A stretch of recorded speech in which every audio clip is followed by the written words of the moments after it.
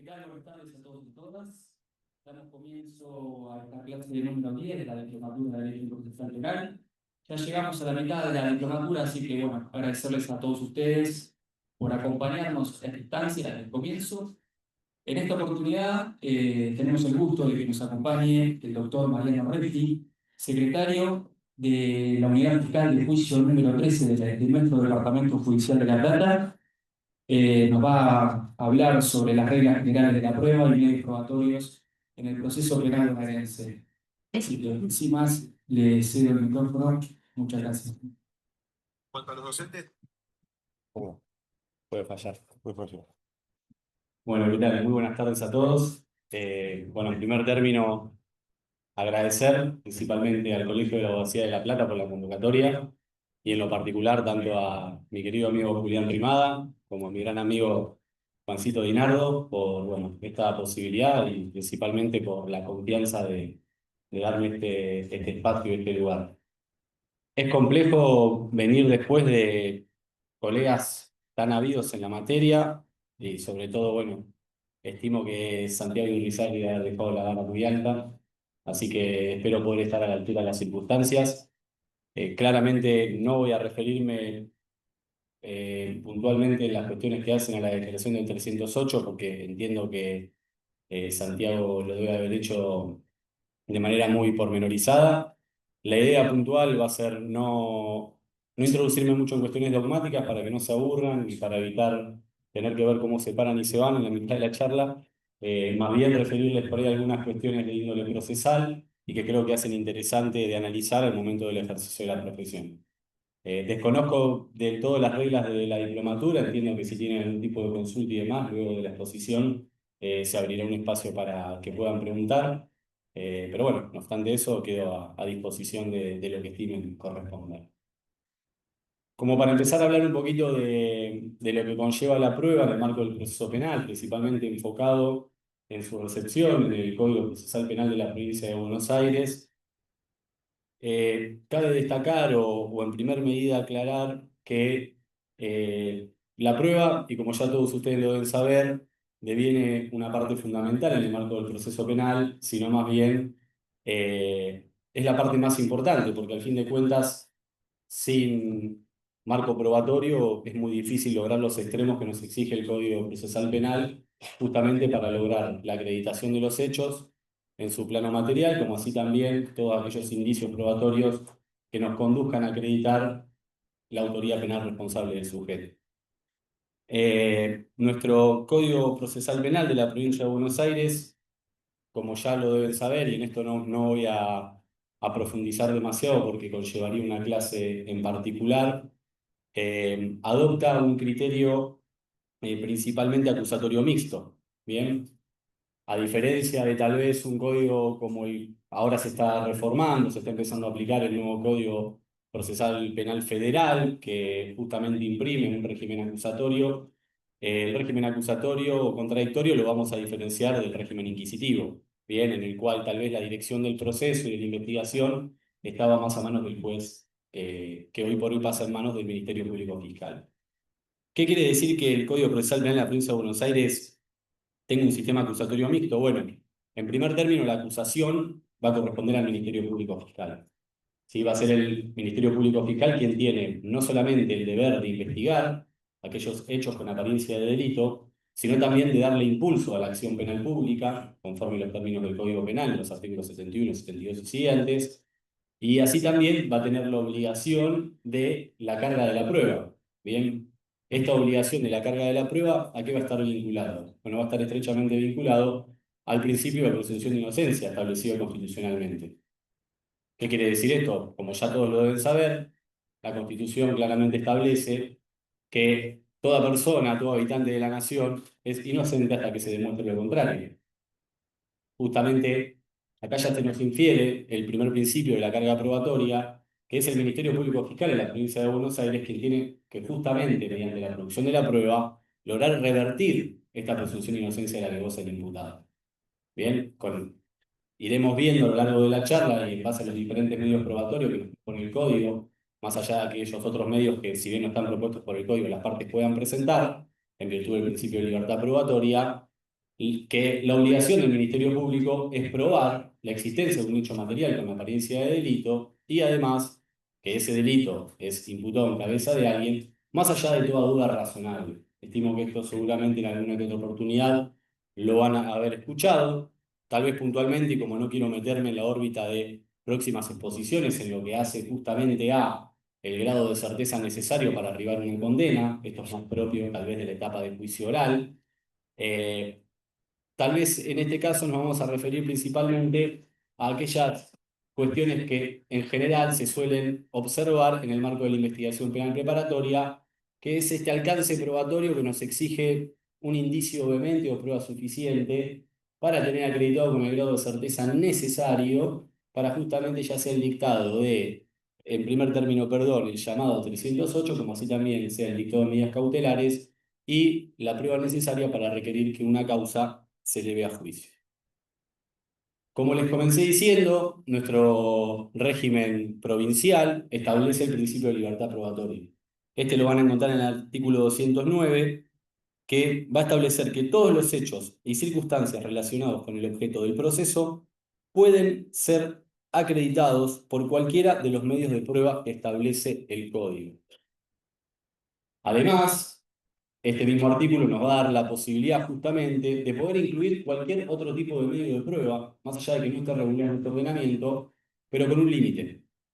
El límite, si bien parece lógico y podríamos, en marco de técnica legislativa, poder tal vez hacer cierta crítica respecto a esta aclaración, el límite va a ser justamente la vulneración de garantías constitucionales. ¿Por qué digo que podemos hacer una especie de crítica? Porque, bueno, me parece que deviene lógico, cualquiera que haya estudiado introducción al derecho entiende, en virtud de que, lógicamente, las leyes de forma deben siempre ir en respeto por aquellas normas que son de supremacía legal, como en este caso lo es la Constitución Nacional. Además de la libertad probatoria, el Código también nos va a dar algunos presupuestos respecto a cómo debe ser llevada a cabo la valoración de la prueba. Así, el artículo 210 del Código Procesal Penal establece que los jueces deben valorar la prueba según la sana crítica racional. En este caso, puntualmente lo relevante es un análisis integral de la prueba, razonado y motivado. ¿Qué es lo que hay que tener presente a criterio general para tener en cuenta cuando una prueba va a ser, digamos, adecuada, o su producción, mejor dicho, va a ser adecuada en el marco del proceso penal? Vamos a tener que tener en cuenta principalmente dos objetivos. Primero es la relevancia de la prueba. ¿Bien?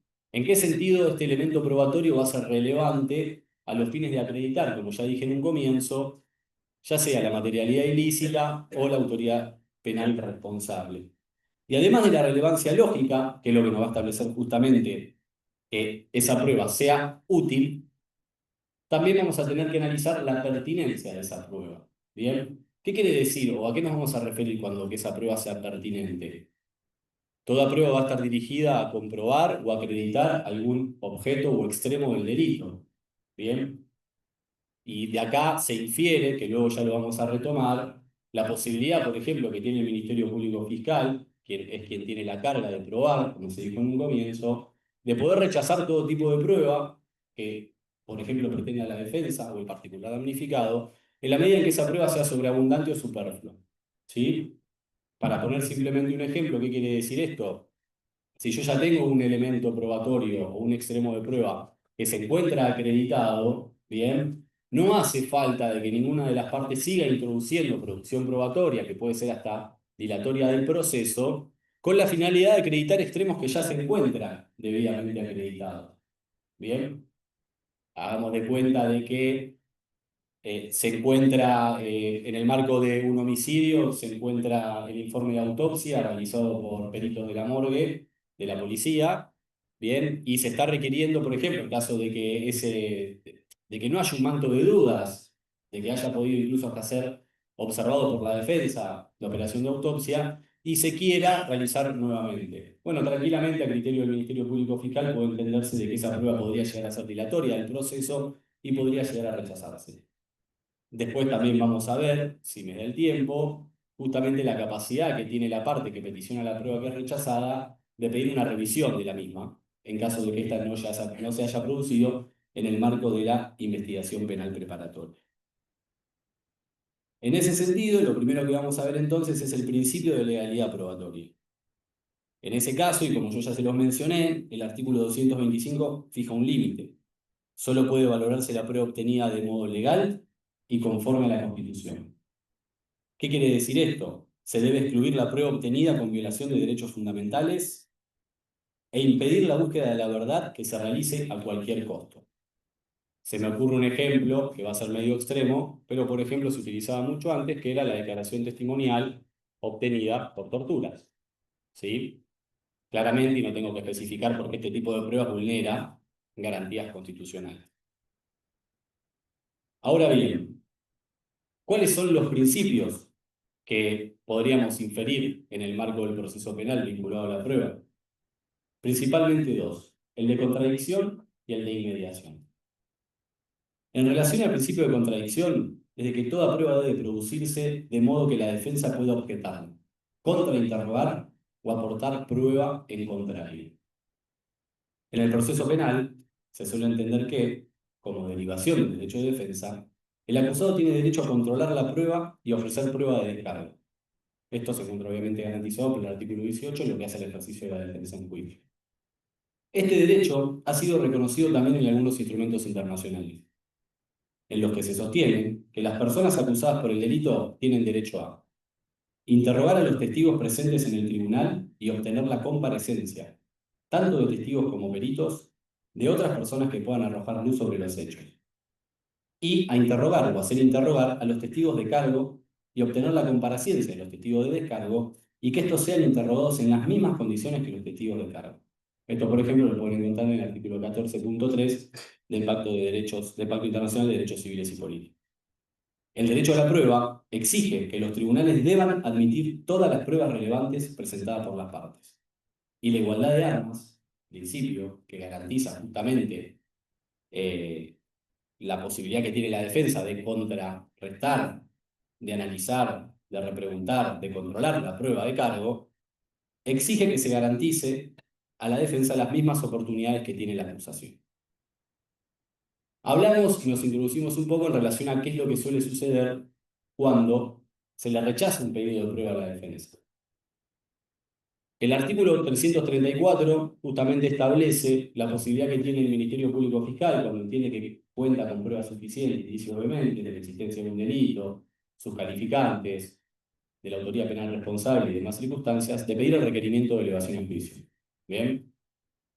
Ahora bien, el mismo artículo nos va a indicar qué es lo que sucede cuando el Ministerio Público Fiscal, representado por el agente fiscal de instancia, informa la conclusión de la etapa de la investigación penal preparatoria y notifica a la contraparte o a todas las partes justamente de la conclusión de la misma. ¿Qué pasaría si vamos a hacer de cuenta que un abogado defensor solicitó que se le tome declaración testimonial a 5 personas familiares del imputado y la fiscalía lo rechaza por entender de que es prueba superflua sobreabundante? ¿Se queda ahí? ¿Tiene algún tipo de posibilidad? El artículo 334 le da la posibilidad a la otra parte, entiéndase también como otra parte del particular damnificado, en caso de que esté constituido en los términos que establece la ley, de poder pedir una revisión de esta denegatoria por ante el fiscal general. ¿Bien? ¿Qué quiere decir esto? En caso de que, vamos a utilizarlo Juan de ejemplo, Juan solicite la declaración testimonial de familiares de su asistido, la fiscalía se lo rechace, por entender justamente de que es prueba sobreabundante. Bueno, Juan va a tener la posibilidad de presentar de que ese rechazo de producción de prueba sea revisado por ante el fiscal general. En el término de 5 días se va a tener que expedir, haciendo lugar a lo que solicita Juan, o bien ratificando lo que ya dijo el fiscal de instancia. ¿Qué quiere decir esto? Rechazando aquella prueba que quedó pendiente en el marco de la investigación penal preparatoria. Este acto, o este auto, mejor dicho, del fiscal general no es recurrible. El código no prevé un recurso, pero sí tal vez la defensa o la parte que se ve agraviada tiene una posibilidad. En este caso, ¿qué tendría que hacer? A mi humilde criterio, acá ya tenemos que empezar a pensar en materia recursiva. ¿Bien? Si bien lo sabemos, los recursos son aquellos que están taxativamente previstos en el código y los actos recurribles también lo son, la defensa tiene la posibilidad de formular agravio. Porque en el caso de que esa prueba que se le vulnera, que se le rechaza, sea dirimente para su estrategia, para su teoría del caso, es un agravio que sí o sí lo tiene que plantear en esa instancia para luego, a posteriori, poder plantearlo en un hipotético recurso. Hagamos de cuenta que la falta de producción de esa prueba termina siendo dirimente y el sujeto se lo termina condenando. Tal vez, de haberse llevado a cabo esos extremos de la prueba, la decisión jurisdiccional hubiese sido distinta. Pero ¿qué hubiese pasado si, por ejemplo, Juan en ese entonces no hubiese planteado la disconformidad con lo resuelto por el fiscal general? ¿Bien? Cuando le rechaza la revisión de la producción de la prueba. ¿Podría él luego incorporarlo en materia de recurso si no hubiese formulado agravio al momento en que se notificó? Entiendo que no por ser extemporáneo. Entonces, justamente, y si bien el Código Procesal no nos prevé un recurso específico para poder recurrir a esta decisión del fiscal general, siempre es importante que uno cuando se notifica de estas resoluciones formule su agravio para poder después ir llevándolo en materia recursiva. Sobre todo si producto del rechazo de esa prueba, ¿sí? Luego se termina arribando a una condena. Y de esa manera, lógicamente, se genera un gravamen irreparable. Bien. Como les había mencionado con anterioridad, el principio de inocencia, consagrado en nuestra Constitución Nacional, es justamente lo que impone o impide trasladar la carga de la prueba al imputado. ¿Qué quiere decir esto? A veces en la facultad normalmente lo ponemos como un ejemplo un poquito más coloquial. El imputado simplemente debería, conforme a este estándar, sentarse en el juicio, esperar el proceso, mirando una peli, viendo cómo el Ministerio Público Fiscal debe probar cada uno de los extremos del delito que pretende imputar. La carga de la prueba o el deber de probar por parte del Ministerio Público Fiscal, lo vamos a encontrar resaltado, no tal vez de una manera directa, clara y precisa, pero sí se sugiere, a partir del artículo 266, donde justamente se establece la finalidad que tiene la investigación penal preparatoria. Esta finalidad va a establecer comprobar, mediante diligencias conducentes al descubrimiento de la verdad, acá se discute si es verdad material o no y demás, si existe un hecho delictuoso. ¿Bien?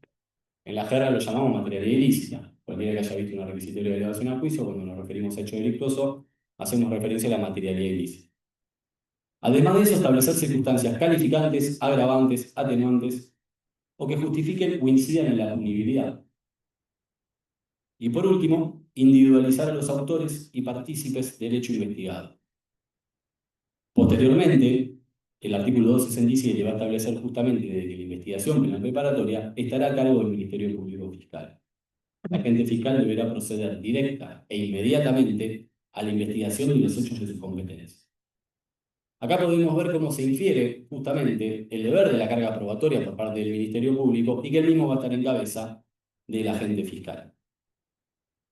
Asimismo, el artículo 56 del Código Procesal Penal nos va a establecer el deber de investigar por parte del Ministerio Público. El artículo 56, que establece las funciones, facultades y poderes, va a determinar de que el Ministerio Público Fiscal promoverá y ejercerá la acción penal de carácter público. En la forma establecida por la ley, dirigirá a la policía en función judicial una cierta deuda que todavía tiene la provincia y practicará la investigación penal preparatoria.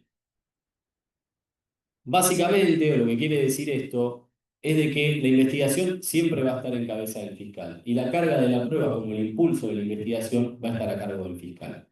Es por eso, y en base a lo que veníamos analizando recién, en caso de que, por ejemplo, la defensa quiera producir algún tipo de prueba, le tiene que pedir autorización al Ministerio Público, porque es el Ministerio Público quien tiene en cabeza la investigación.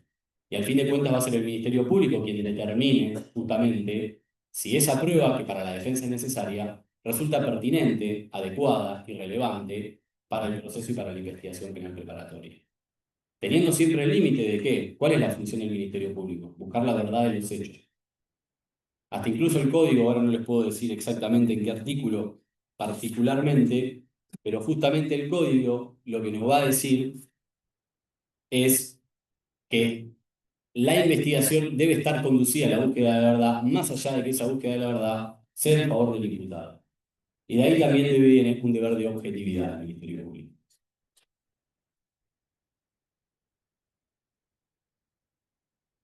Ya tal vez metiéndonos un poquito más de lleno con lo que hace a todo lo que tiene que ver con la materia probatoria o los diferentes medios de prueba que vamos a encontrar en nuestro Código Procesal Penal. Insisto, estos medios de prueba van a ser justamente los que van a estar tendientes a tener que acreditar los extremos de la materialidad ilícita y la autoridad penal responsable. Vamos a encontrar diferentes medios de prueba. El primero, tal vez el más común, el más general que nos podemos llegar a encontrar en el marco de un proceso penal, va a ser la prueba testimonial. Bien, todos estamos más o menos familiarizados con lo que es la prueba testimonial, los testigos. ¿Sí? El código va a establecer algunas reglas, como por ejemplo la obligación de atestiguar. Bien, ser testigo en una causa penal es una carga pública, por eso toda persona notificada personalmente de comparecer a declarar. En caso de no hacerlo, podrá ser conducido por la fuerza pública. Va a establecer también, lógicamente, mecanismos. Esto es algo relativamente novedoso, y lo que conlleva la declaración testimonial de menor de edad, sobre todo en delitos de abuso sexual o de delitos contra la integridad sexual, lo que se conoce en la jerga como la cámara GESEL. Eso lo vamos a encontrar en el artículo 102 bis de nuestro Código Penal. Puntualmente, o lo que hace referencia a la cámara GESEL, lo voy a explicar muy brevemente, está igual descrito en nuestro código. La cámara GESEL es un dispositivo especial que justamente se realiza de una manera poco habitual para los que estamos acostumbrados a recepcionar declaraciones testimoniales, porque esa declaración se va a recepcionar por intermedio de, en general, un psicólogo idóneo para poder tomar declaración de menores. Esto responde lógicamente al interés superior del niño, consagrado en la Convención de los Derechos del Niño incorporada constitucionalmente por el 65 inciso 22. ¿Cuál es la modalidad o cómo se lleva a cabo en general? No es que simplemente la Fiscalía solicita la declaración en Cámara GESEL y eso automáticamente un juez lo recepta. Hay una medida previa que es necesaria que se lleve a cabo, sí o sí. Para quienes no saben, este dispositivo principalmente es llevado adelante por peritos en psicología del Foro de Responsabilidad Penal Juvenil, y previo a la designación y a la celebración de la audiencia de declaración testimonial en Cámara GESEL, lo primero que se tiene que hacer por parte del perito es mantener una entrevista previa. ¿Cuál va a ser la finalidad que va a tener esta entrevista previa con el menor? Determinar primero y principal si ese menor se encuentra en condiciones o no de declarar. No siempre que se requiere la celebración de una cámara GESEL quiere decir de que el menor se encuentra en condiciones de declarar. Hay que entender que muchas veces, y obviamente la naturaleza de los delitos por los cuales está proscripta este tipo de modalidad, podría conllevar a un daño psíquico irreversible, a una situación revictimizante. Insisto, lo primero que debe primar, lo más importante es el interés superior del niño. Llevar a cabo todo tipo de diligencia que lo primero que busca es resguardar su integridad psíquica. Por eso mismo, en general, va a solicitar la Fiscalía la celebración de la declaración testimonial bajo modalidad de cámara GESEL, pero previo a ello va a requerir de que el perito del Foro de Responsabilidad Penal Juvenil mantenga una entrevista con el menor. En esa entrevista luego tendrá que hacer un informe el cual deberá expedirse sobre la capacidad del menor y la posibilidad de que el mismo preste declaración y bajo qué modalidad debe hacerlo. En el caso de que el perito entienda de que el menor no está en condiciones de declarar, la cuestión se termina ahí. El menor no declara. Bien, no se le puede compeler al menor como a una persona mayor a ser traído por la fuerza pública para declarar. Insisto, no les voy a volver a explicar la prioridad o la supremacía constitucional y los tratados con jerarquía constitucional, donde justamente se establece el respeto por los niños y su integridad. En el caso de que el perito entienda de que el menor se encuentra en condiciones de declarar, ¿qué es lo primero que hará? Se designará una audiencia en la cual se llevará a cabo en una sala que deberá estar acondicionada a tal fin. Claramente las fiscalías no lo están. Tenemos salas especiales dentro del fuero penal, en el cual tal vez es una oficina un tanto más agradable, que se acondiciona para que el menor pueda sentirse en una situación mucho más cómoda y desenvolverse de otra manera. Hay un requisito previo a la celebración de esta audiencia, y es la presentación del pliego de preguntas por parte de las partes. Designada que sea la audiencia, las partes deberán presentar el pliego de preguntas al juez. Cabe aclarar de que la Cámara Gesell se puede llevar a cabo, se puede celebrar en cualquier instancia del proceso, no solamente en la instrucción. Muchas veces sucede que en la celebración de un juicio oral y público emerge la necesidad de que un menor preste declaración, pueda disponerse en el mismo juicio. El pliego de preguntas se presentará ante el juez y esas preguntas pueden ser impugnadas por la contraparte, se pueden hacer sugerencias y modificarse. Una vez que queda consolidado el pliego de preguntas, ya se va a celebrar la audiencia. A la audiencia debe estar presente el juez, el representante del Ministerio Público, el representante de la defensa y el particular damnificado que lo hiciere. No es obligación del imputado asistir, pero sí su derecho. Puntualmente van a ver que el artículo 202 bis va a establecer una forma de cómo debe ser la sala y demás. Se establece tanto de que pueda llegar a tener un vidrio despejado o bien que se incorporen soportes técnicos informáticos que permitan, por ejemplo, la existencia de cámaras de un lado y un televisor donde se proyecte en vivo lo que está sucediendo del otro. En general, el código establece de que esta audiencia no puede ser interrumpida, de que tiene que intentar llevarse a cabo desde que inicia hasta que termina sin ningún tipo de interrupción. Cuando el psicólogo o la psicóloga entienda de que culminó con el pliego de preguntas que le ofrecen las partes, se acercará nuevamente hasta el otro cuarto, donde se encuentran estas, y les preguntará si quieren ampliar, agregar algo más, algo que no nos haya dicho, que tengan utilidad para el esclarecimiento del hecho. Las partes pueden realizar nuevas preguntas o no, y ahí es donde se finaliza la audiencia. De esto, lógicamente, queda un registro, en general se deposita en algún dispositivo de almacenamiento, y luego es incorporado a la causa. Lo que a veces se puede hacer o no, pero esto es una cuestión de practicidad, es solicitar a alguna oficina técnica que proceda a la desgrabación de dicha cámara Gesell. ¿Qué es lo que tiene de importante la cámara Gesell? A diferencia del resto de las pruebas, que la cámara Gesell justamente es un anticipo extraordinario de prueba. ¿Y qué quiere decir que es un anticipo extraordinario de prueba? Que es una prueba que no se va a volver a reproducir. Y para esto por ahí corresponde hacer algunas aclaraciones.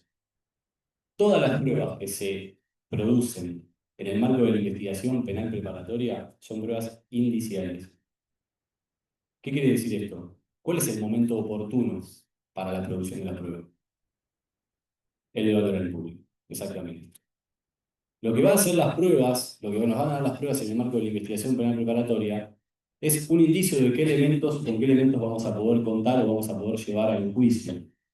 Tal vez en materia de juicio por jurado nos va a direccionar en cuál va a ser nuestra teoría del caso, cuáles son nuestras fortalezas y cuáles son nuestras debilidades. Entonces, bien, a diferencia del resto de los elementos probatorios, justamente, y en base a todo lo que les acabo de decir, no se los repito para no aburrirlos, la Cámara Gesell se dispone como un anticipo extraordinario de prueba. Quiere decir esto de que nosotros no vamos a volver a llamar a declarar al menor en el marco del juicio oral y público para que reedite, vuelva a decir o responda tanto y cuanta pregunta exista a los fines de acreditar el delito. Lo que sí se puede hacer, o lo que es práctica común, sobre todo en materia de juicio por jurados, es poder reproducir justamente esa audiencia llevada a cabo por los medios telemáticos que en ese momento se encuentran disponibles. Se le puede pedir, por ejemplo, al jurado, como así también a los jueces, exhibir el contenido de la Cámara Gesell. Bien, pero no se puede citar al menor a volver a declarar. Por eso justamente es un acto irreproducible. Diferente es en el caso de cualquier otro tipo de testigo que se encuentra habilitado para poder declarar en juicio, se lo va a hacer comparecer al momento del debate, y hasta incluso las reglas que nos establece el Código Procesal Penal de la provincia es que en caso de haber contradicciones u omisiones entre la declaración prestada primigeniamente, sea en sede de policía o de fiscalía, y la declaración que preste en juicio, siempre va a primar la declaración prestada en juicio. Bien, y esto justamente responde al principio de inmediatez. Lo importante entonces que es de que casi todas las pruebas en el marco del juicio oral y público van a ser indiciarias. La prueba que siempre va a prevalecer y por la cual tienen que utilizar los jueces, ya sea para fundar su veredicto de condena o de absolución, va a ser aquella que se celebre en el juicio oral y público. El código también nos prevé la posibilidad de realizar otros tipos de pruebas como anticipo extraordinario. Y eso está principalmente vinculado a toda aquella prueba que posiblemente por el paso del tiempo no pueda reproducirse nuevamente en el juicio. Hagamos de cuenta de que tenemos una persona testigo presencial del hecho que tiene una enfermedad terminal y que sabemos que muy posiblemente al momento del juicio oral y público no llegue con vida. En ese caso, se podría realizar justamente este adelanto extraordinario de prueba, que debe ser llevado a cabo con todas las reglas y formas que se establecen para el juicio oral y público. ¿Esto qué quiere decir? Se debe convocar a las partes deben estar presentes y tienen que estar los magistrados también. Nos ha pasado en la Fiscalía de que tenemos una causa por una tentativa de homicidio calificada, en el cual la víctima quedó muy gravemente herida producto del ilícito. En esa causa es modalidad bajo juicio por jurado. Y verdaderamente, conforme el cuadro de salud que ella presenta, no se sabe si va a poder llegar al momento del juicio oral y público a poder prestar declaración testimonial.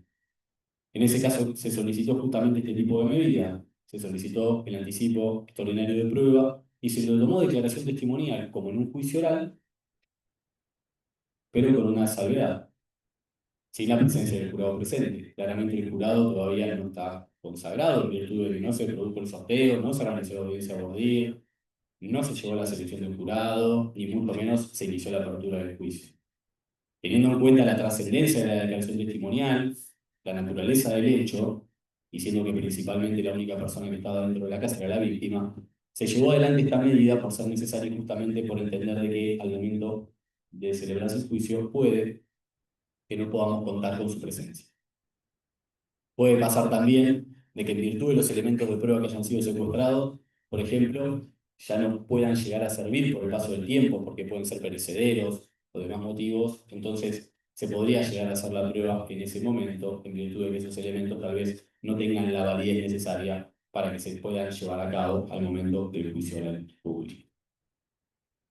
Luego, en relación a la prueba testimonial, tal vez lo más importante de todo que corresponde aclarar, lógicamente, es de que toda persona tiene el deber de declarar bajo decir verdad, para esto presta un juramento de ley, pero tal vez lo más importante de todo esto es la consecuencia, el contenido del artículo 275 del Código Penal, que es el falso testimonio.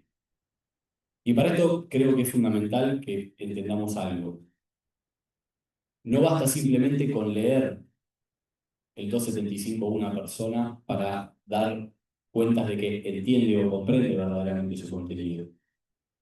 No me quiero volver extremadamente dogmático, pero en cuestiones de tipicidad subjetiva y de tipicidad objetiva, el sujeto para poder ser imputado tiene que conocer los elementos del tipo objetivo. Y justamente tiene que entender en tanto en cuanto que alcance tiene el artículo 275 para posteriormente poder llevar adelante su imputación. Es por eso que tal vez esto ya más en la práctica, cuando nosotros, antes cuando prestaba funciones en un tribunal criminal y éramos los secretarios del juicio y teníamos que leer el artículo 275, verdaderamente lo que nosotros intentábamos hacer no era simplemente leer y decir comprendido o no comprendido, sino pedirle a la persona que me explicara a esa persona cuál era el contenido del artículo 275 y si entendía cuál era la penalidad. De esa manera, ya directa o indirectamente, empezábamos a trabajar sobre la tipicidad. Bien, para que posteriormente facilitar la tarea en caso de que corresponda algún tipo de imputación por haber mentido u omitido alguna verdad en virtud de su declaración testimonial en el debate oral. Perdón. ¿No tiene obligación de conocer la ley? Todo ciudadano tiene la obligación de conocer la ley, pero eso no quiere decir de que la comprenda. Entonces, justamente, si no tendríamos como la falta negativa de la tipicidad del error de tipo, la falta de conocimiento de los elementos objetivos del tipo. Ahí es donde nosotros justamente intentamos acreditar de la tipicidad subjetiva el conocimiento de esos elementos objetivos. Bien. Y podría sorprenderlo, pero no siempre se comprende la letra fría de la ley, o por lo menos por parte de la ciudadanía. O sea, esa presunción general del conocimiento del derecho, si bien nos corresponde a todos, muchas veces no nos alcanza para poder llevar adelante una imputación penal. ¿Sí? Sí, tiene que conocer el que miente que está haciendo algo fuera de la ley. Claro, exacto, y principalmente no tanto mentir, sino el omitir, que por ahí es lo más complejo. Y la mentira a todo evento es contrarrestable, ¿no? Porque incluso, sobre todo en el marco del juicio oral, tenemos las posibilidades que nos da el artículo 366, de confrontar al testigo en caso de que el testigo, nosotros en el marco de un juicio oral y público, se presente un testigo a declarar, probablemente tengamos su declaración primigenia en sede de policía o en la fiscalía, que incluso cualquiera de las partes va a ir preparando las preguntas en base a la información que esta persona ya advirtió con anterioridad. Bueno, justamente esto también nos da la posibilidad de poder ir controlando la veracidad del testimonio que produce en el juicio.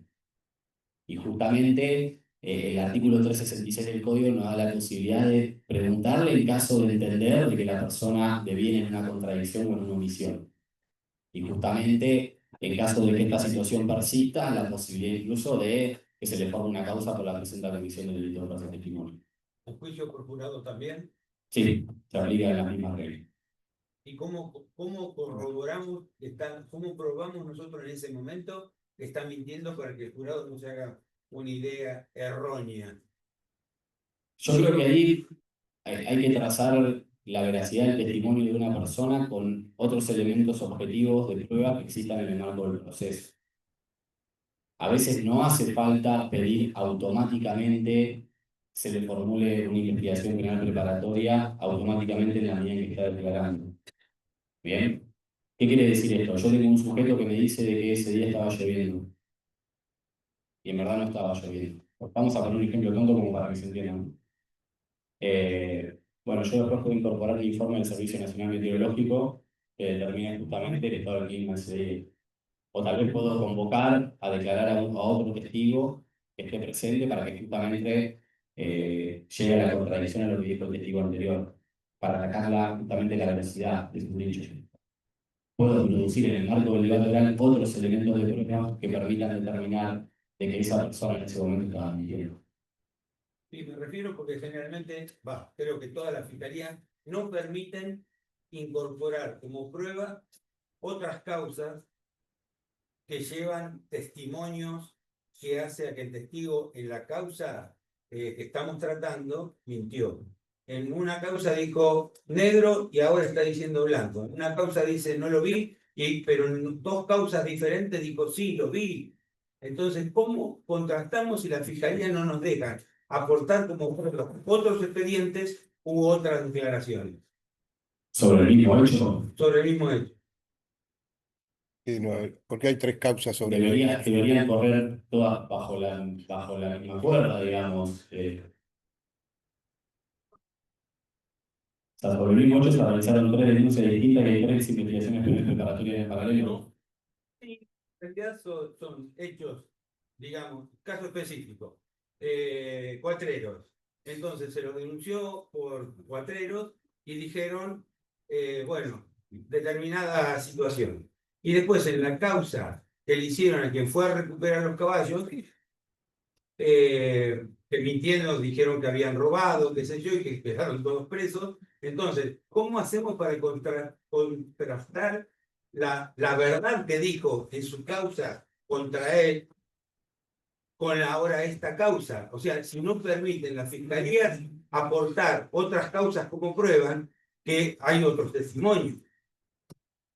Yo entiendo que si el testimonio es producido por la misma persona, Sí.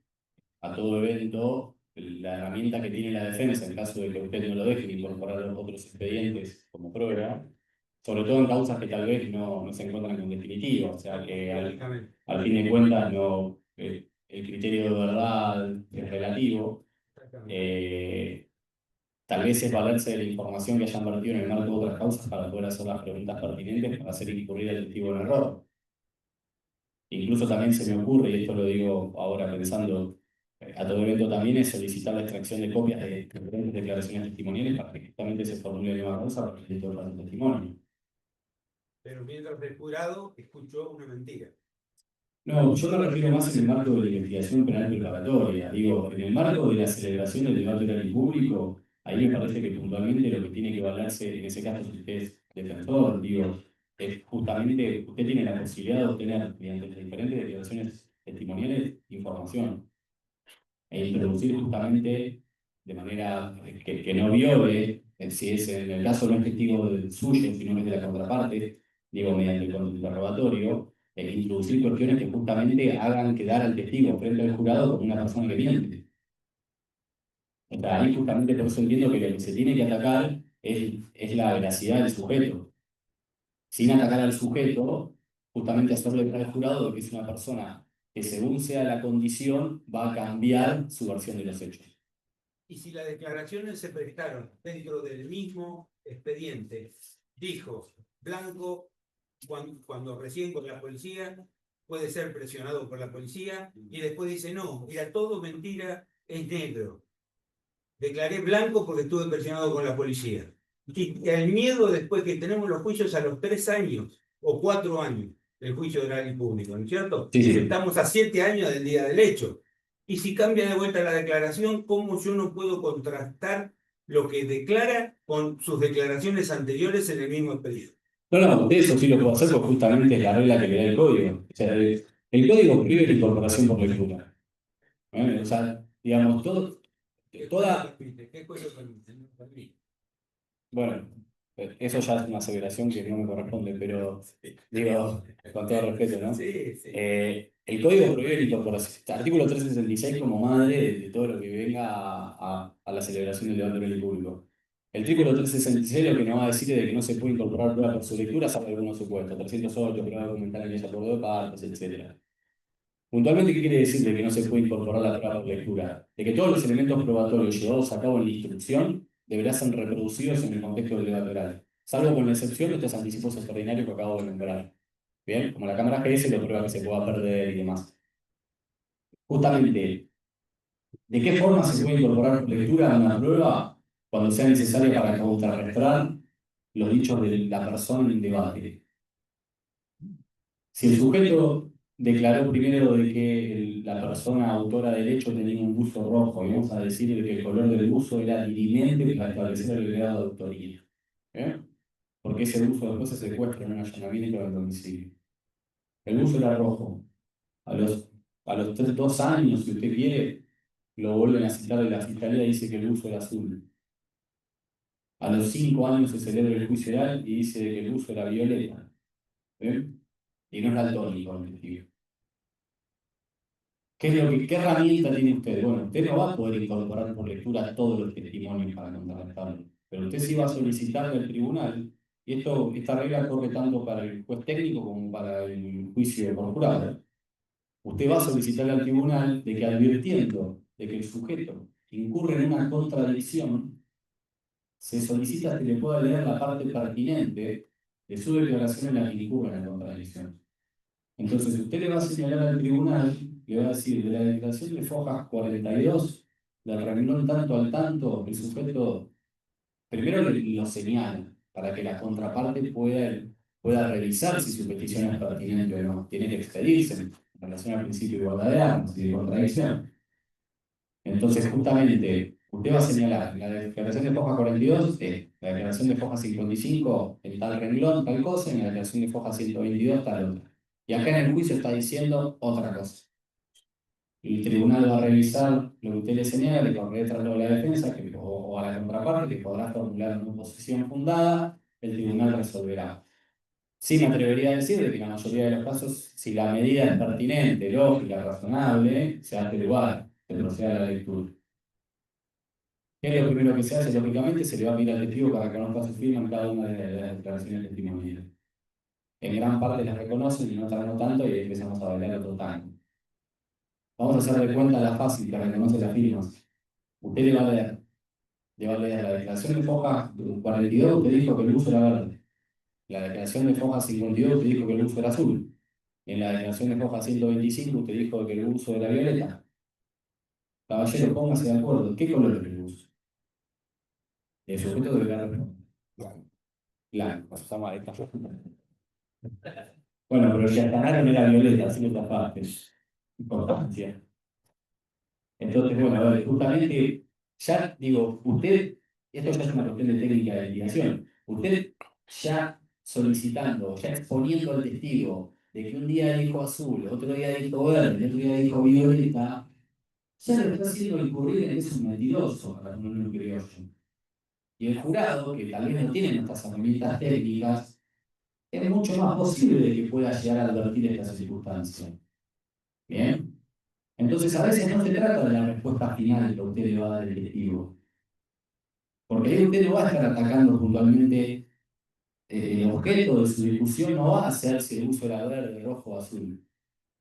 Ahí lo que usted va a querer demostrar es de que es un mentiroso.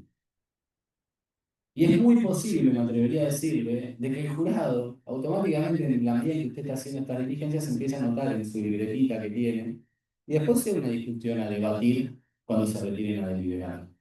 Sobre todo si hacemos de cuenta de que tal vez la declaración de ese testigo es fundamental o puede llegar a terminar fundando una condena. ¿Bien? E insisto, muchas veces, y esto ya no cargo en lo personal, nos quedamos con el árbol y no el bosque. Digo, trabajamos el debate para obtener la solución, pero no pensamos en el recurso. Y muchas veces estas cuestiones que usted puede introducir, luego las puede fundar en el recurso.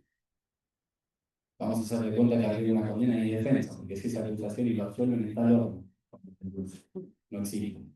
Salvo cuestiones de gravedad institucional muy puntuales, muy acotados, sobre todo en materia de juicio por jurado. Entonces, a veces tiene más que ver con la estrategia de cómo trabajar al testigo o de cómo hacerlo quedar frente a que puntualmente el objeto de la respuesta que estamos buscando. Y a veces, a veces, por buscar el objeto de la respuesta o por buscar la respuesta que queremos, nos estamos olvidando de que por ahí tenemos otros mecanismos o medios que pueden ser mucho más útiles o funcionales para poder lograr la pretensión de la parte que lo pretende, que lo busque. Pero yo creo que la regla del 366 para desarticular testigos siempre es más funcional. Por ahí hay que ser oportuno en saber cuándo utilizarlo y cuándo no. Porque, bueno, así como puede salir bien, el testigo puede decir, no, el uso era tal, y esa contundencia del testigo también conlleva a otorgar un grado de mayor certeza. Que insisto, sobre todo con el ejercicio del contrainterrogatorio, que se va a valer de información que el testigo haya dado principalmente, amén de las preguntas abiertas que usted pueda hacer para poder incorporar información que no haya dicho en el interrogatorio de la Fiscalía. Usted ya sabe que es un testigo mentiroso y tiene que empezar a trabajarlo desde ese lugar. No sé si me responde. Sí. Buenas tardes. Una ¿Cómo te va? entrevista psicológica para la Cámara Gesell. Sí. Entrevista psicológica quiere concluir. ¿El niño reúne condiciones psicológicas para hacer la Cámara Gesell? ¿O puede decir que puede hacer la audiencia al 102 y no reunir condiciones psicológicas? Perdón, con condiciones psicológicas, ¿a qué puntualmente te referís? El niño reviste condiciones psicológicas para llevar a cabo la Cámara Gesell. Sí, en verdad, sí, por ahí capacidad, por decirlo de algún modo, ¿no? Si no solamente es que es capaz para poder prestar declaración en los términos que establece la ley, sino también de que esa declaración, por más de que sea capaz, no conllevaría nunca una revictimización o un daño psíquico para él, por una revictimización. Porque en general el dispositivo de cámara Gesell se dispone para aquellos delitos en los cuales el niño ha sido testigo víctima de un delito con identidad sexual, pero me atrevería a decir que se utiliza para todos los delitos. También tienen que declarar menores, sobre todo de 16 o de 14 años, en este caso.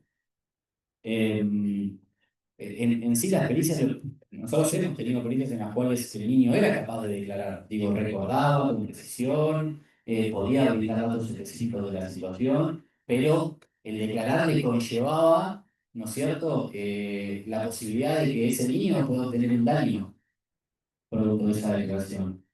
Y ahí sí, pero vuelve a primar el interés superior del niño, o sea, no vamos a exponer a un menor, o sea, por más finalidad que tenga el proceso penal, a vivir una situación de ese estilo. O sea, que no simplemente se abastece con la capacidad del menor, sino que justamente ese acto, a llevarse a cabo, no termine generando un menoscabo. ¿Cómo que dije, chico? Claro, sí, como consecuencia, o sea, un daño actual y emergente. Mucho depende de lo que la perito o el perito surja de esa entrevista. En general, la entrevista previa no está tan vinculada a los hechos. Todavía no es una declaración testimonial. La declaración testimonial propia es la Cámara Gesell. Acá tiene más que ver con una cuestión de conocimiento de las circunstancias previas, de cómo era el contexto familiar, Y si está en condiciones. No, es bastante simple. Me atrevería a decirle que no Está fue o con no está. mascarilla. Que si está o no está en Está o no está en condiciones, condiciones de claro. no dan mucha cuenta de los por qué, digamos, porque justamente es una persona que tiene este grado de profesión, tiene conocimiento específico, incluso tal vez para dar una respuesta mucho más acabada de qué elementos son los que se tienen en cuenta para poder determinar si está en condiciones, tendría que ser un poquito, porque yo no tengo ese tipo de herramientas. Yo tengo las herramientas para interpretar el informe. Pero después, en materia de apreciación de daño o de consecuencias, son cuestiones que lo manejan mejor los peritos. Pero básicamente lo que te va a decir es, está en condiciones de prestar declaración y además de eso, bajo qué modalidad. Porque tranquilamente te podría decir, está en condiciones y puede declarar en juicio. Sobre todo en menores, menores adultos no está bien visto, pero en menores que más se acercan a la mayoría de edad, si se quiere.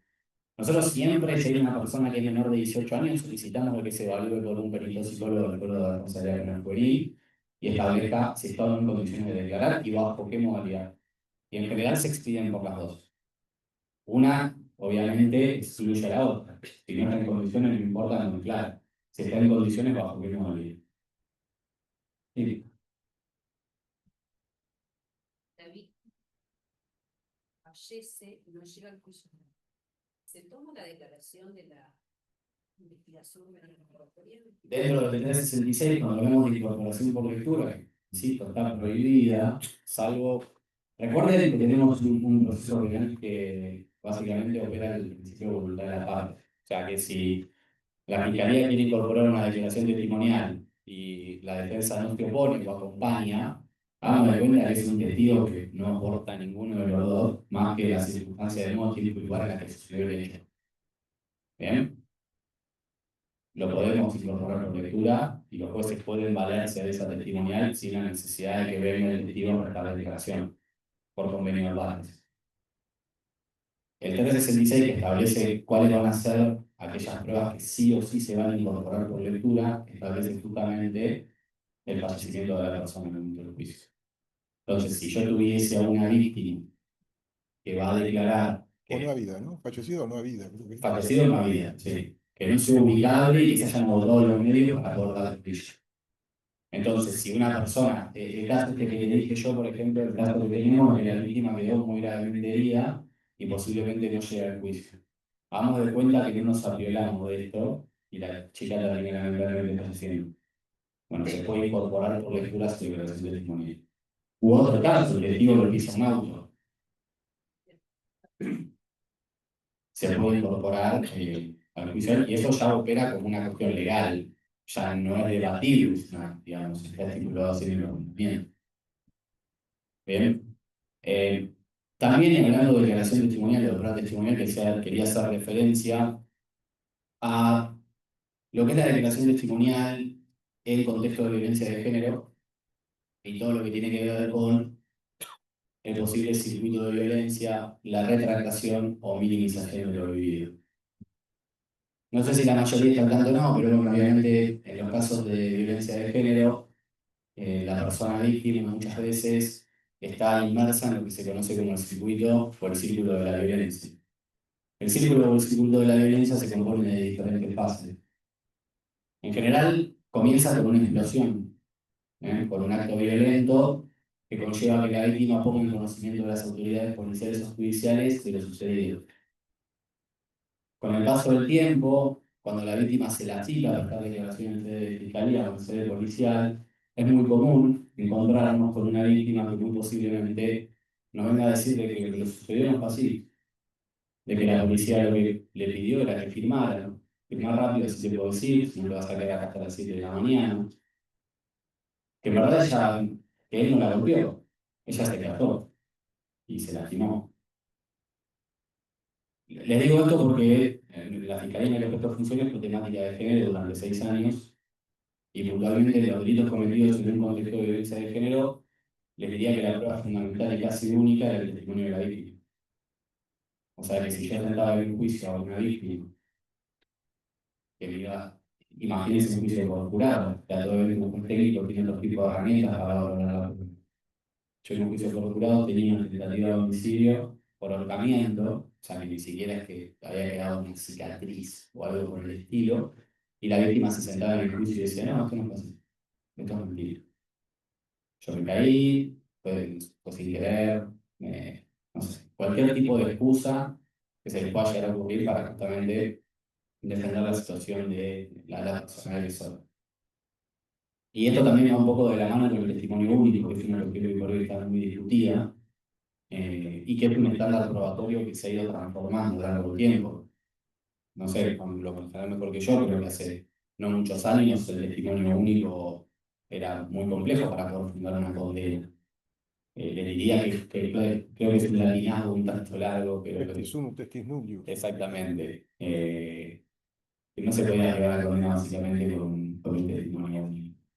Bueno, este paradigma ha ido cambiando un poco y lo que principalmente les quería traer era qué tipo de herramientas contábamos nosotros justamente a los fines de poder interpretar y poder ayudarnos en este tipo de situaciones. Que es complejo porque tenemos diferentes paradigmas. Por un lado, evitar la revictimización. Bien, la revictimización es no convertir a la víctima en objeto del proceso. Pero por el otro lado también tenemos el deber de comprobar los hechos.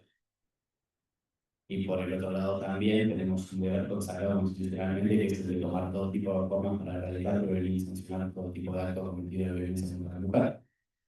Pero si yo sí, caballero. ¿Qué opinión tenés de sesgo de confirmación y la denuncia por denuncias por violencia respecto al tema de violencia de género? Y falsa denuncia. ¿Qué opinión en qué sentido? ¿Cómo combatís el sesgo de confirmación? Yo creo que queda un poco lo que iba con el tema del testimonio único, porque me parece que está bueno para hacer un paralelismo con esto. También se ve peritos. ¿También qué? Se lo ve peritos. En peritos que caen en un sesgo de confirmación, dice usted. Está bien.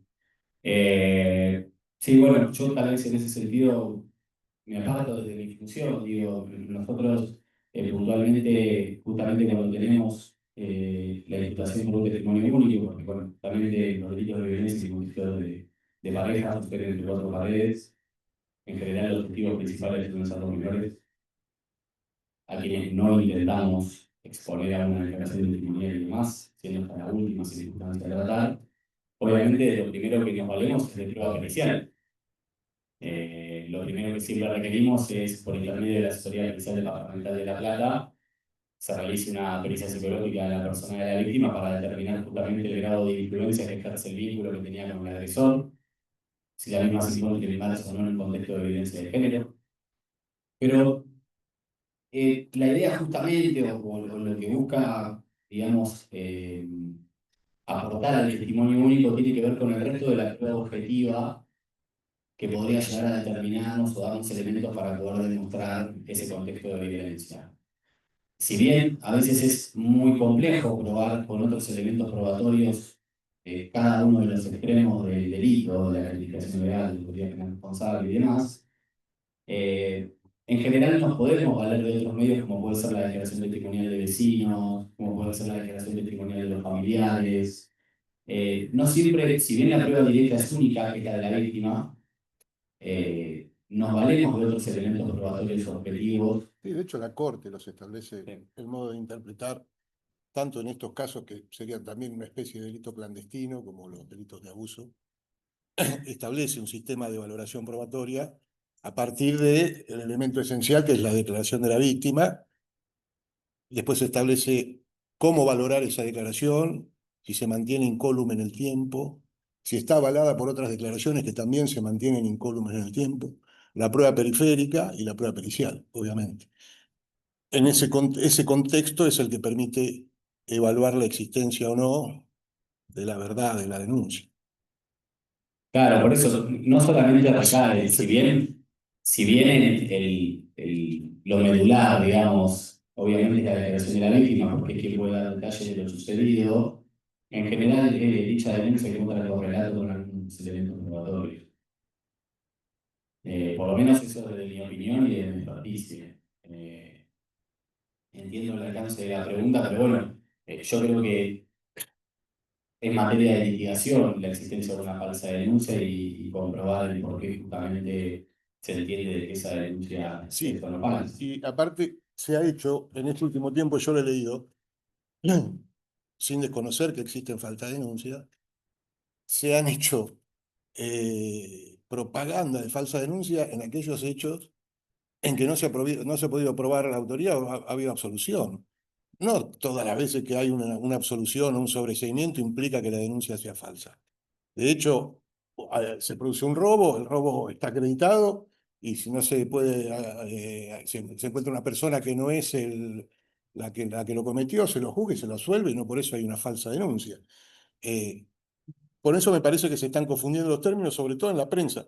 Yo he visto en estos últimos días muchas publicaciones de las falsas denuncias en delitos de abuso sexual, de violencia de género y qué sé yo, y cuando vos te pones a mirar, ninguno está denunciado por falsa denuncia, creo que hay uno solo. El resto son absoluciones porque no se llegó al estándar probatorio para la condena. Nada más. Sí. Sí. Los matrimonios que la gente que dio origen a todo está cambiando absolutamente la solución de los hechos. Si bien es evidente que porque o se arregló o algo por el estilo, la persona que era su pareja o es su pareja, estamos en una situación bastante complicada, porque si bien se obtendría el sobreseimiento de la otra parte, ella quedaría pegada con una causa contra. Sí, la realidad es que ahí, por ahí, el primer señalamiento que hago es evidente. El es evidente en materia de estándar probatorio no nos alcanza. Digo, nosotros justamente por eso, que es a lo que iba, en general lo que nosotros solemos solicitar cuando vemos de que una víctima se encuentra en algún tipo de, ya está en la fase de reconciliación o de luna de miel dentro de lo que es el círculo de la violencia, se requieren pericias psicológicas para que justamente puedan determinar qué tipo de sesgos se encuentran en la misma, si justamente la misma se encuentra en una posición de minimización de lo sucedido, si hay cierta retractación. Los peritos en general tienen, lógicamente, herramientas para poder determinar la posición subjetiva de la víctima en relación al agresor. Y te pongo un ejemplo. Vamos al caso que te di de juicio por jurados y luego voy a la cuestión del falso testimonio. Si nosotros tenemos un juicio por jurados en el que sabemos que hay una víctima que está arrepentida, claro, se va a sentar y nos va a decir que es todo mentira, la policía me dijo que firme y que me baje después llenó la declaración testimonial o lo que fuere, ¿cómo comenzamos nosotros o de qué manera abrimos el juicio? ¿Cuál se te ocurre a vos que va a ser la primera persona que vamos a llamar a declarar? No, el perito. Porque va a ser el perito el que le va a dar las herramientas al jurado para poder interpretar el testimonio de la víctima. Que tal vez en un juez técnico dichas herramientas ya se encuentran incorporadas, no solamente por la praxis, sino por la formación constante. En cambio, en un jurado tal vez no. Y justamente, y más allá de que todo juicio por jurado se inicia con la audiencia de Bordill, que entiendo yo es lo fundamental para justamente poder quitar cualquier tipo de sesgo en los mismos, el comenzar el juicio con el perito es lo que nos va a permitir otorgar herramientas al jurado para poder interpretar. Entonces, justamente en esos casos, primero se comienza el perito, da las herramientas necesarias, va a poder comentar sobre la posición subjetiva de la víctima y luego sí se sentará la víctima a comentar. No es lo mismo un jurado que debe interpretar a una víctima ya sabiendo, ¿estamos bien? Ya sabiendo de que justamente ésta se encuentra en determinada posición respecto al vínculo que la une con el agresor, a que directamente el primer impacto que tiene la víctima sea todo mentira por la policía que lo escribió. Bien, ahí estoy con usted, no quiero...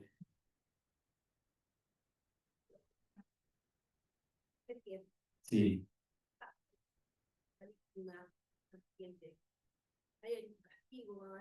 No, bueno, es que... Porque a veces pasa eso. Ya se ve que, por ejemplo, la pareja ya va detenida y ya, bueno, no voy a desistir de la... Bueno, es muy común de que en este tipo de situaciones tal vez sea el masculino el que provea las fuentes materiales de sostenimiento de la familia. la mujer ocupándose principalmente de las cuestiones de la crianza de los hijos y más circunstancias.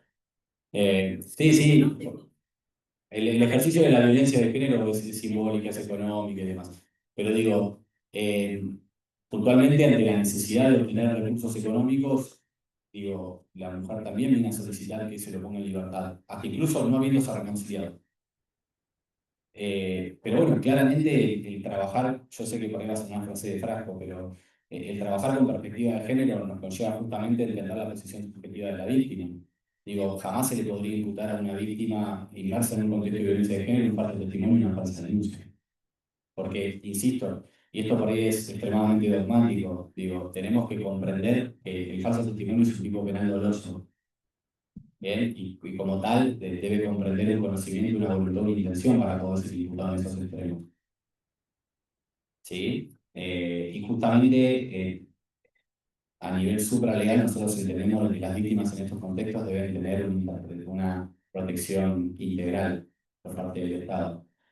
Porque incluso si nosotros, digamos, investigaríamos, iniciaríamos causas penales contra las víctimas que modifiquen su pensamiento o su decir, lo único que haríamos sería cerrar puertas a futuras denuncias. Igual ahí hay un vicio de la voluntad, justamente por el síndrome de la mujer golpeada. Porque Sí, sí. no hay un dolo. Por eso mismo se analiza desde la justicia subjetiva, digamos. El tipo penal nunca se puede configurar porque tenemos justamente de que la voluntad de la víctima está viciada por el elemento coactivo del vínculo de pareja violento que sufrió con el agresor. Porque ahí incluso la víctima desarrolla las defensas maníacas de la ideación, la negación, la identificación con el agresor, que justamente eso muchas veces lleva a este conocido síndrome de Estocolmo. Entonces, claramente no se le puede imputar a la víctima la retractación y confrontarla con lo que dijo anteriormente. Ah, exacto. Claro, que ver todo Pero- Lo que pasa es que también Eso será. se ve que a veces no son víctimas, son denunciantes, todo esto es todo. Lo que pasa es que la función de víctima, denunciante, Bueno, Bueno, pero digo, a ver, yo creo que acá lo que primero y principal tenemos que analizar es cuál es el interés de la persona al momento de modificar o no su declaración. ¿Bien? Si el interés de la persona en modificar su declaración está vinculado a algún tipo de vicio en la voluntad, bueno, ahí ya vamos a tener un problema de tipicidad, porque estamos hablando de un tipo penal doloso. Y justamente requiere la voluntad de llevar a cabo la conducta. Entonces, digo, no sé, en términos de denunciante, para poner un ejemplo, la madre respecto de sus hijos o una vecina. la expareja, en este caso una mujer que denuncia al marido por diferentes intereses. Pero la denuncia es totalmente falsa. Claro, Bueno, hay que verlo. Para eso están los juicios. pero ahí, claro, eso es una cuestión que usted tendrá que llevar a debate y justamente el primero que deberá de probar va a ser el de la fiscalía, los extremos de esa denuncia. Primero, con el grado de certeza que requiere la investigación penal preparatoria y posteriormente con un grado de certeza aún más exigente para arribar a una condena en el marco de un juicio del público. Entonces, justamente es ahí donde el ejercicio de la defensa estará en base a la debilidad del Ministerio Público de poder contrarrestar el contenido de la denuncia. A mí me parece que igual hoy por hoy hay una cuestión medio extremista o una política pública en relación a la falsa denuncia de título periodístico que no es tal en la práctica. Yo no veo que sea libre, por lo menos en mi experiencia personal, a muchas condenas con falsa denuncia, incluso no pasa en el título de investigación no preparatoria. Un caso, ¿Dónde entraste? pareja, separado hace 20 años. Sí. Se le produce al domicilio actual de su esposo, su ex esposo, y le da una denuncia de género. Falsa, consecuentemente. O sea, Ahí está el delito. el fin era o sea, se victimiza, pone la denuncia como sabe que el Ministerio Público lo va a proteger, se instala en todos los bienes, en esa casa, en la otra casa, se apropió de todos los bienes. 3 años el señor en la casa. ¿Qué opinan de esto? Pues, No, te voy a decir algo que Sí, es verdad, está mal. es Se fue una, así. está mal. Claro. ¿Qué va a opinar? Es horrible, pero bueno. Con todo respeto, me choca que una persona física ocupe tener domicilio. No entiendo por qué, la verdad es. No, es que no lo entiendo, pero digo. No, pero no digo que no te estoy quitando verdad, no quiero que me entiendas. Sí te voy a decir algo que es una hermosa llave que en la facultad siempre lo usamos para hablar de cosas que no queremos, que es que si no lo dejamos es muy difícil opinar. Si vamos a tomar como de verdad, o sea, como que cada una de las cosas que me decís son así en la realidad, obviamente que humanamente no me parece que estoy de acuerdo. Sí entiendo que la apropiación de bienes inmuebles deviene más de un derecho privado que público. Ella deberá discutir el dominio, o él discutir el dominio sobre esos bienes y el título que tiene o que pesa sobre los mismos. No creo que la justicia penal pueda disponer el derecho a hablar de dominio respecto a uno de otro o el carácter habitacional. Sí, obviamente se tiene que garantizar de que hay un parque en un lugar, un familiar y demás, pero digo, no te puedo decir mucho más porque no conozco el caso, más que si es como lo decís, sí, obviamente es flagrante. Digo, tampoco es una cuestión de negar ni la existencia de tantas denuncias, ni la existencia de situaciones abusivas. No estoy diciendo eso porque existen. Solo que digo que, claro, nos vamos, por ahí en general, nos vamos siempre a un extremo, ¿no? Como, ahora es todo falsa denuncia. Antes era todo, bueno, no creo que sea tan así. Y me parece que siempre que hacemos ese tipo de aseveraciones, tenemos que acompañarlas por lo menos con un dato estadístico. Porque si no, es como mirar el contra la pared para ver que se pegue y sacarlo, es imposible. Y no sé, yo en mi humilde experiencia, te soy sincero, digo, el 90% de las causas que no deben prosperar no prosperan. Los invito a que se acerquen a la Fiscalía 3 en instrucción, que es la temática en género acá, y vean si no se archivan causas, si no se desestiman denuncias, recontra, pasa. O sea, no es que todo se deba. Eso creo que es más una noticia crimis, es una cuestión periodística y una utilización que no tiene un amparo con la realidad. Pero esto sí es mi opinión. Después que existen personas abusivas, sí, de todo tipo, en todos ámbitos, en todos lados, lamentablemente. Y siempre va a haber gente que se va a aprovechar de tal vez, en este caso, de la suerte y ventaja que tenemos de que hoy las mujeres tienen un reconocimiento mucho más importante para poder llevarse algo mejor. No lo voy a negar porque no niego la realidad. Bueno, en las comisarías el 60% de los hombres que están presos está por violencia de género. Y bueno, porque el ejercicio de la violencia de la para con las mujeres es muy alto.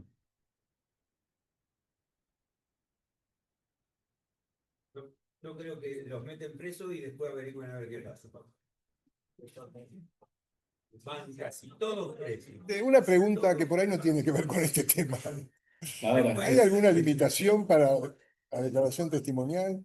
¿Hay alguna imposibilidad de declarar? ¿Eh? bueno, claro, bueno, es una fuente de trabajo, si me pueden. 234. Ahí vamos. O sea, Sí, De grabación de llamadas de amenaza. Bien. Esto de violencia de género. Sí. Porque la ley hace tanto hincapié en la prueba testimonial, desestimando las declaraciones de llamada que son prueba directa y concreta. a ver cómo, o sea, a la víctima la amenazan. Sí. Mm. Y prácticamente desestiman la prueba, ni siquiera han pedido la declaración, o sea, la PDI, lo terminé pidiendo yo porque ahora pasan los meses y se la piden, y hacen tanto hincapié en prueba testimonial cuando no hay testigos, o sea, fueran amenazas llamadas a la madrugada y no hay testigos. Un masculino llamó a una femenina amenazándola. Bien, y. No, mirá, Directa, concreta. ahí tenemos un gran conflicto igual que tiene que ver con la evidencia digital. Y ahí por ejemplo está la cuestión. El protocolo para poder extraer datos informáticos suele ser complejo. Incluso les diría que el Código Procesal Penal no dice absolutamente nada sobre las evidencias digitales en la actualidad.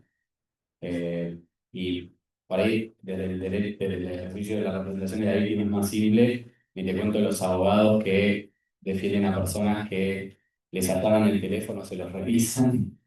Y les bajan todo. Que si llego con el tiempo, me gustaría leer un poquito la opinión del review. Pero yo creo que particularmente en un caso así es fundamental la declaración testimonial para corroborar el contenido de las grabaciones, pero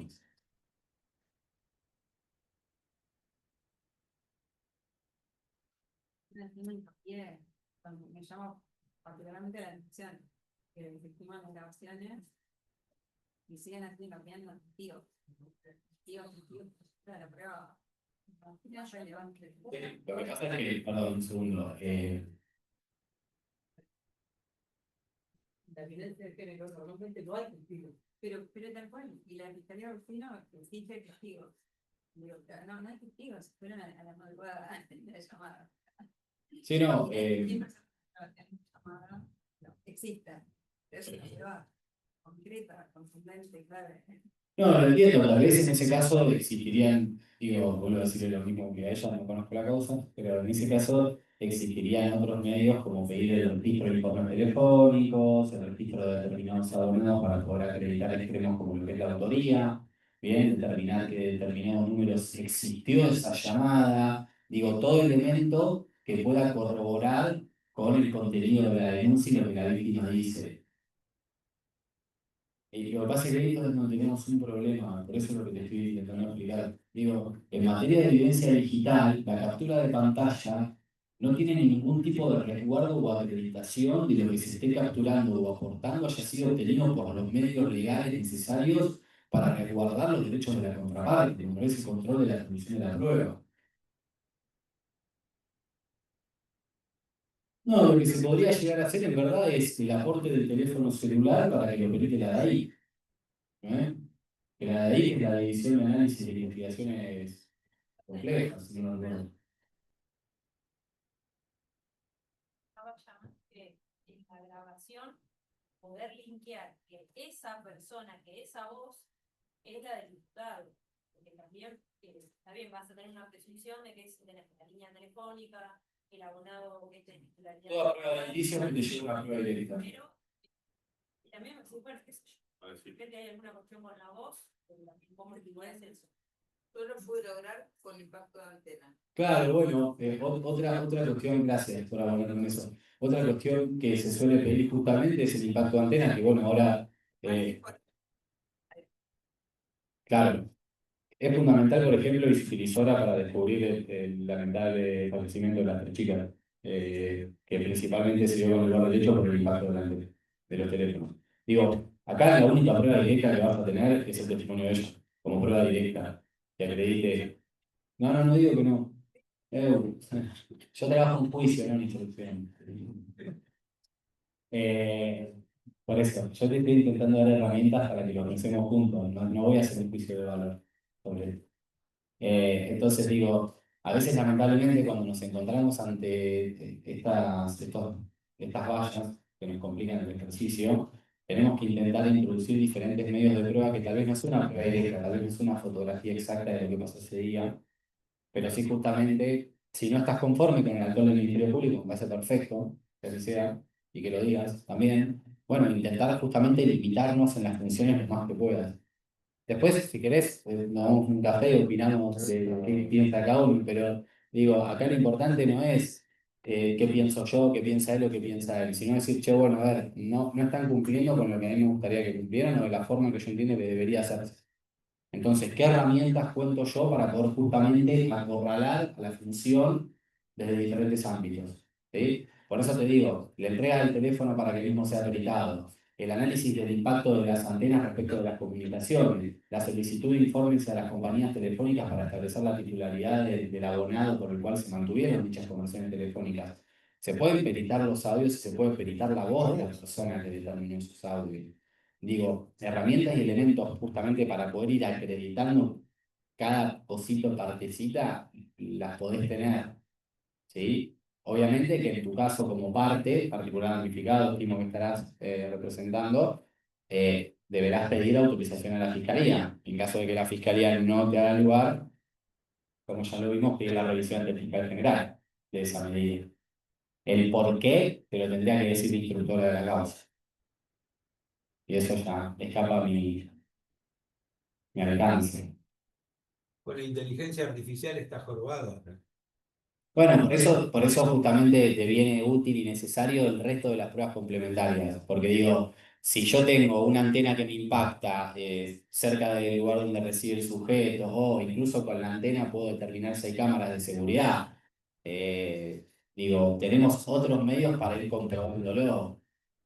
Si yo veo que me impacta tal antena, voy a buscar cámaras de la zona, voy a ver si el sujeto autor estuvo deambulando por esos lugares, si ingresó o no ingresó a un lugar, si estuvo hablando por teléfono.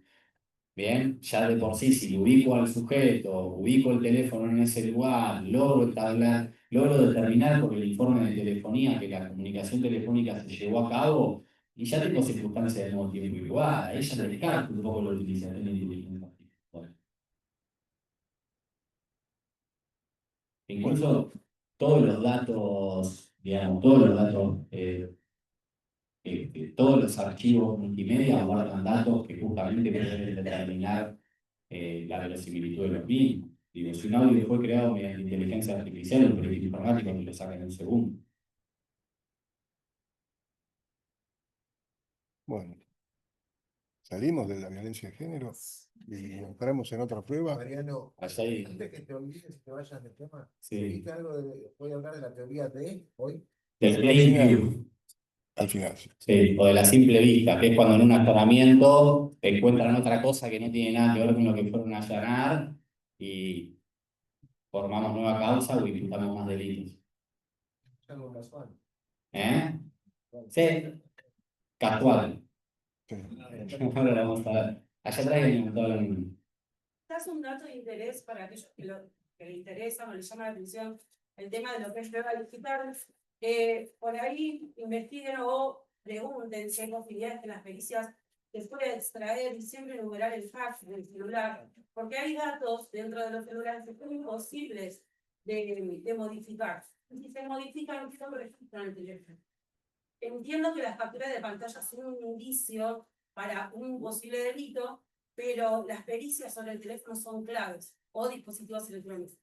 Y por ahí es algo muy nuevo para nosotros los abogados, pero hay muchísimo, que más, no me acordaba si era un reglamento o una acordada que es 889, que es de cadena de custodia de prueba digital, que hace mención a este tipo de cosas y está bien interesante para que lo tengan en cuenta.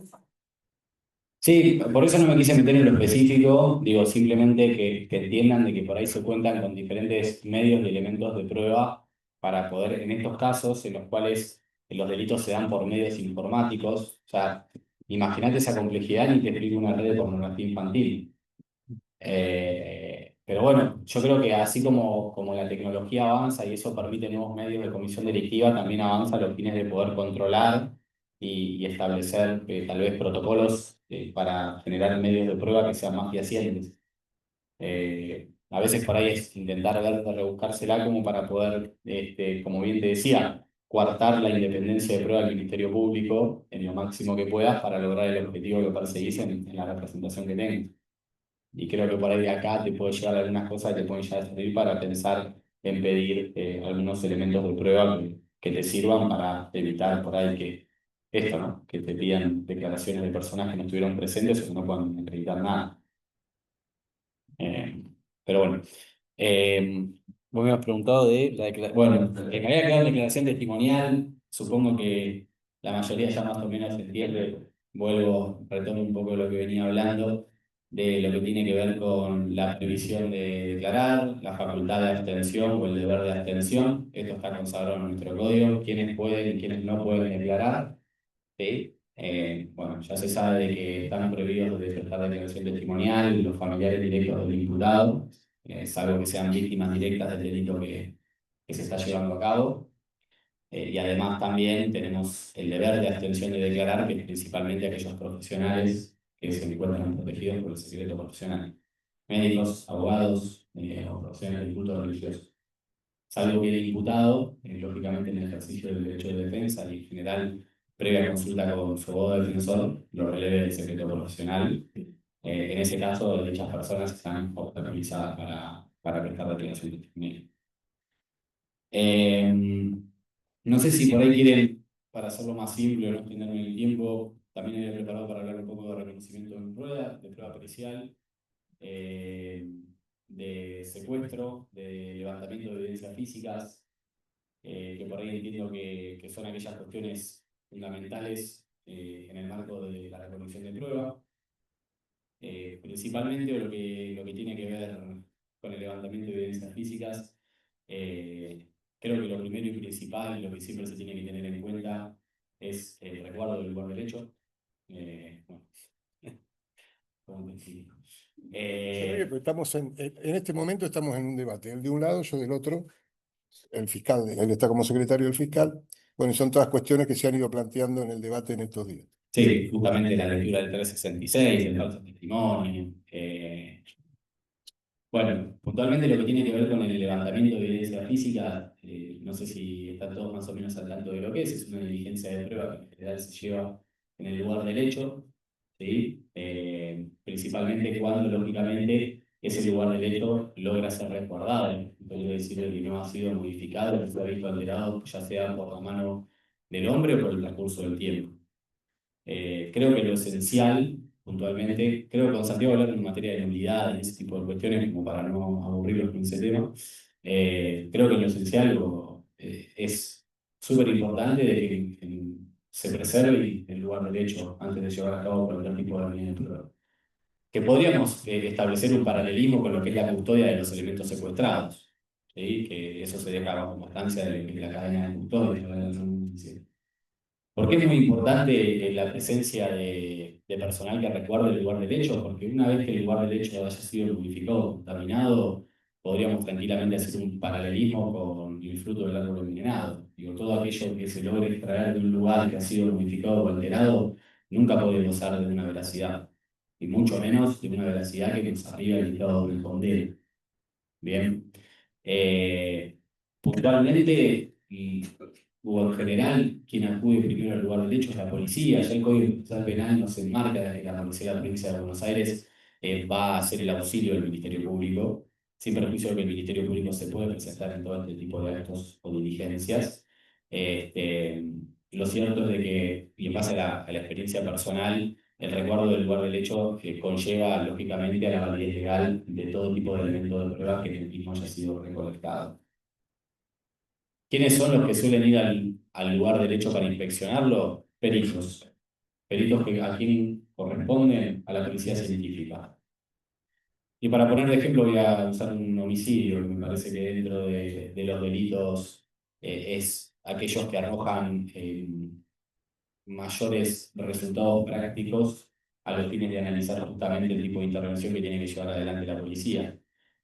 Bueno, en general se presenta un perito de rastros. Los rastros que son, bueno, son todas aquellas marcas como pueden ser pisadas, huellas dactilares y demás señas o señales que se van dejando en el lugar del hecho conforme la comisión delictiva. Bien, en el perito de rastros principalmente el objetivo es individualizar todos aquellos rastros, no cualquiera, sino aquellos rastros que tengan una identidad con el hecho delictivo que se llevó a cabo en ese lugar.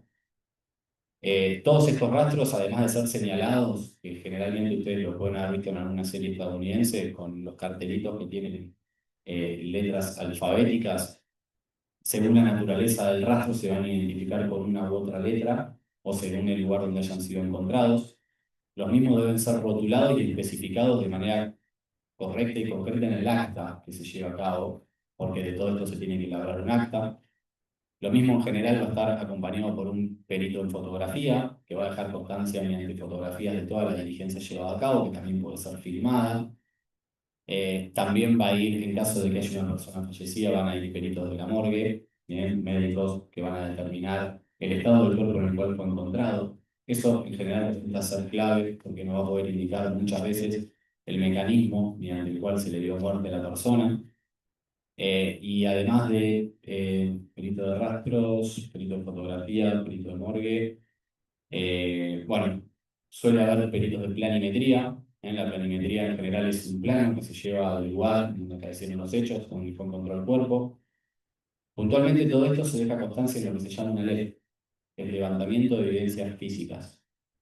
¿Qué es lo fundamental para que este acto tenga validez? Que se convoque un testigo de actuación. un tercero imparcial que pueda dar fe cierta de que el acto llevado a cabo conforme se expresa en el acta de detención. Por eso el testigo, además de ser hábil y mayor de edad, debe posteriormente firmar dicho informe que va a ser acompañado en el marco de la causa penal. Junto con el acta de levantamiento de evidencias físicas y demás constancias que se logren obtener en el marco de esa actuación, las mismas deben ser remitidas en la fecha y en la hora de manera inmediata a la agente fiscal. Pero ¿qué es lo fundamental que tienen que tener todos los elementos secuestrados en el marco de un procedimiento llevado a cabo? La cadena de custodia. La cadena de custodia es un documento que está elaborado por la Procuración General, por lo menos en su forma y formato, que incluso, si mal no recuerdo, lo pueden obtener de la página del Ministerio Público Fiscal, en el cual lo que principalmente se tiene que dejar constancia es una descripción de los elementos que se secuestran. En verdad, establece el protocolo de cadena de custodia de que cada elemento secuestrado debe tener su cadena de custodia. Se deben describir los elementos secuestrados, se debe determinar la fecha, la hora y el lugar en donde los mismos fueron secuestrados y el personal que procedió al secuestro, poniendo su nombre y su apellido y la dependencia para la cual prestan funciones. Lo puntual o la finalidad de la cadena de custodia, ¿cuál es? Establecer el grado de responsabilidad que va a tener la persona bajo la cual dicho elemento, efecto o secuestro se encuentra, valga la redundancia, en su custodia. Por eso mismo, cada vez que este elemento o efecto va a ser remitido de una parte a la otra, dicha cadena de custodia debe ser completada con los datos que ya le mencioné por la persona que recibe estos elementos. Hagamos de cuenta que en un lugar de un hecho, una persona fallecida, se secuestra un arma de fuego, ¿sí? Y esa arma de fuego posteriormente se va a remitir a policía científica para peritar el arma, para determinar, por ejemplo, la aptitud para el disparo. Cuando desde la fiscalía se lleva el arma a policía científica, además de llevar el arma en las condiciones en las cuales fue secuestrada, en sobre cerrado, debidamente rotulado, con el sello de la fiscalía, debe ser acompañado de la cadena de custodia. ¿Qué es lo que debe hacer el funcionario policial que la recibe? Constatar, primero y principal, de que esos elementos que recibe son los que constan en la descripción de la cadena de custodia. Y posteriormente completar la planilla para luego proceder a la apertura, todo lo cual deberá dejar designado en un acta.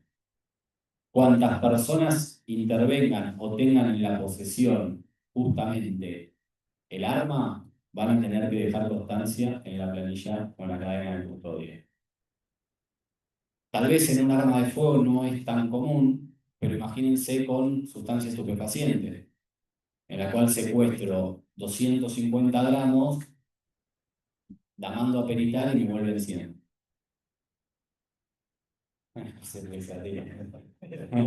Era goloso el delito.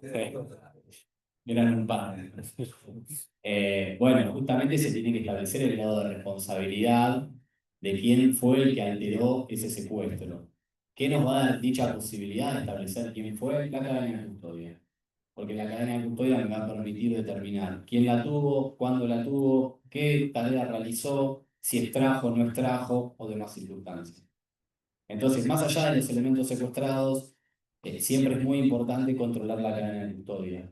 Y sobre todo, cuando ustedes, porque también como parte pueden requerir la revisión de efectos para realizar la prueba, es fundamental de que cuando ustedes vayan a entregar dicho elemento, se aseguren de que la persona que lo recibe va a firmar la cadena de custodia frente a ustedes. Si ustedes le dejan el elemento con la cadena de custodia y la persona después lo modifica, hace el informe y dice, no, a mí me trajo esto y me están faltando 100. ¿Bien?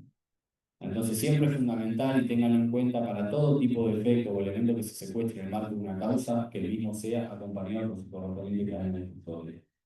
Volvemos a lo mismo que hicimos referencia en relación al custodio del lugar del hecho, o la persona que debe preservar el lugar del hecho. Si yo tengo un elemento cuya cadena de custodia no es fidedigna, ya de por sí voy a empezar a dudar de la verosimilitud de ese elemento. Y si dudo de la verosimilitud de ese elemento ya puede que no sea tenido como prueba en el marco del proceso. ¿Bien? Es común que no exista el acta de cadena de custodia? No. En todas existe la cadena de custodia, absolutamente en todas. Lo que por ahí no es común es el grado de conocimiento de la exigibilidad de la firma frente al funcionario público que la entrega. Bien, tal vez hay un grado mayor de informalidad, no en cuanto a la existencia de la cadena de custodia, a su contenido, sino más bien a una flexibilidad de, che, te traigo el arma, bueno, dale, tranqui, déjamela acá, ahora lo miro. Y usted se retira del lugar y le deja una cadena de custodia en la que consta que la última firma es la suya. Cuando usted lo que debería certificar es de que yo cuando la recibí constante los elementos que estoy recibiendo y certifique que dichos elementos han sido recibidos conforme establece el charge. Porque si no, quien va a tener que responder posteriormente va a ser usted por los defectos que presente ese secuestro. En autos no lo vi, nunca. En el marco de una causa, Bueno, No lo vi nunca. bueno, ahí tiene un buen argumento para pedir la nulidad. Aparte, secuestran un auto y a los 4 días enfrente de la comisaría le soltan las 5 ruedas. es un auto de 5 ruedas. Falta el combo, le falta hasta una silla de discapacitado. Fino fino, no está más, no es montura. Eso es no sé que vean los autos de Salvador una fotografía. Sí, vamos. No digo que no, incluso me atrevería a decirle de que es motivo principal por el cual, en general, cuando hay el secuestro de un vehículo, no solo de autos ni de cuento de motos, la parte damnificada o quien sufre el secuestro lo que pide es justamente ser depositario judicial, por entender no solamente el robo, digo, ya de por sí el deterioro que esos elementos van sufriendo con el paso del tiempo y sobre todo porque son dejados a la intemperie. Digo, cuestión de salir a caminar un poquito y darse cuenta de que en la vereda de la comisaría o algunos en el depósito. La fiscalía los remata también. Desarmadero. Sí, Son desarmaderos los la depósitos. fiscalía los remata y Sí, ahora la realidad es que, bueno, ahí habría que ver si fue el vehículo producto del ilícito o no, lamentablemente, y tal vez es una cuestión legal a realizar en virtud de que los elementos secuestrados en la causa se devuelven en seguida definitiva.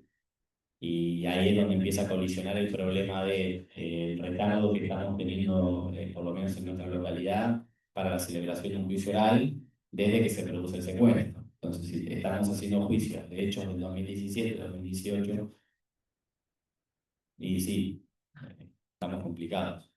Pero bueno, por eso sí me parece buena la aclaración, justamente para que en el ejercicio de la profesión ustedes puedan ver la posibilidad de presentarse o de requerir ser depositarios judiciales del bien para justamente proceder a su resguardo y evitar el deterioro.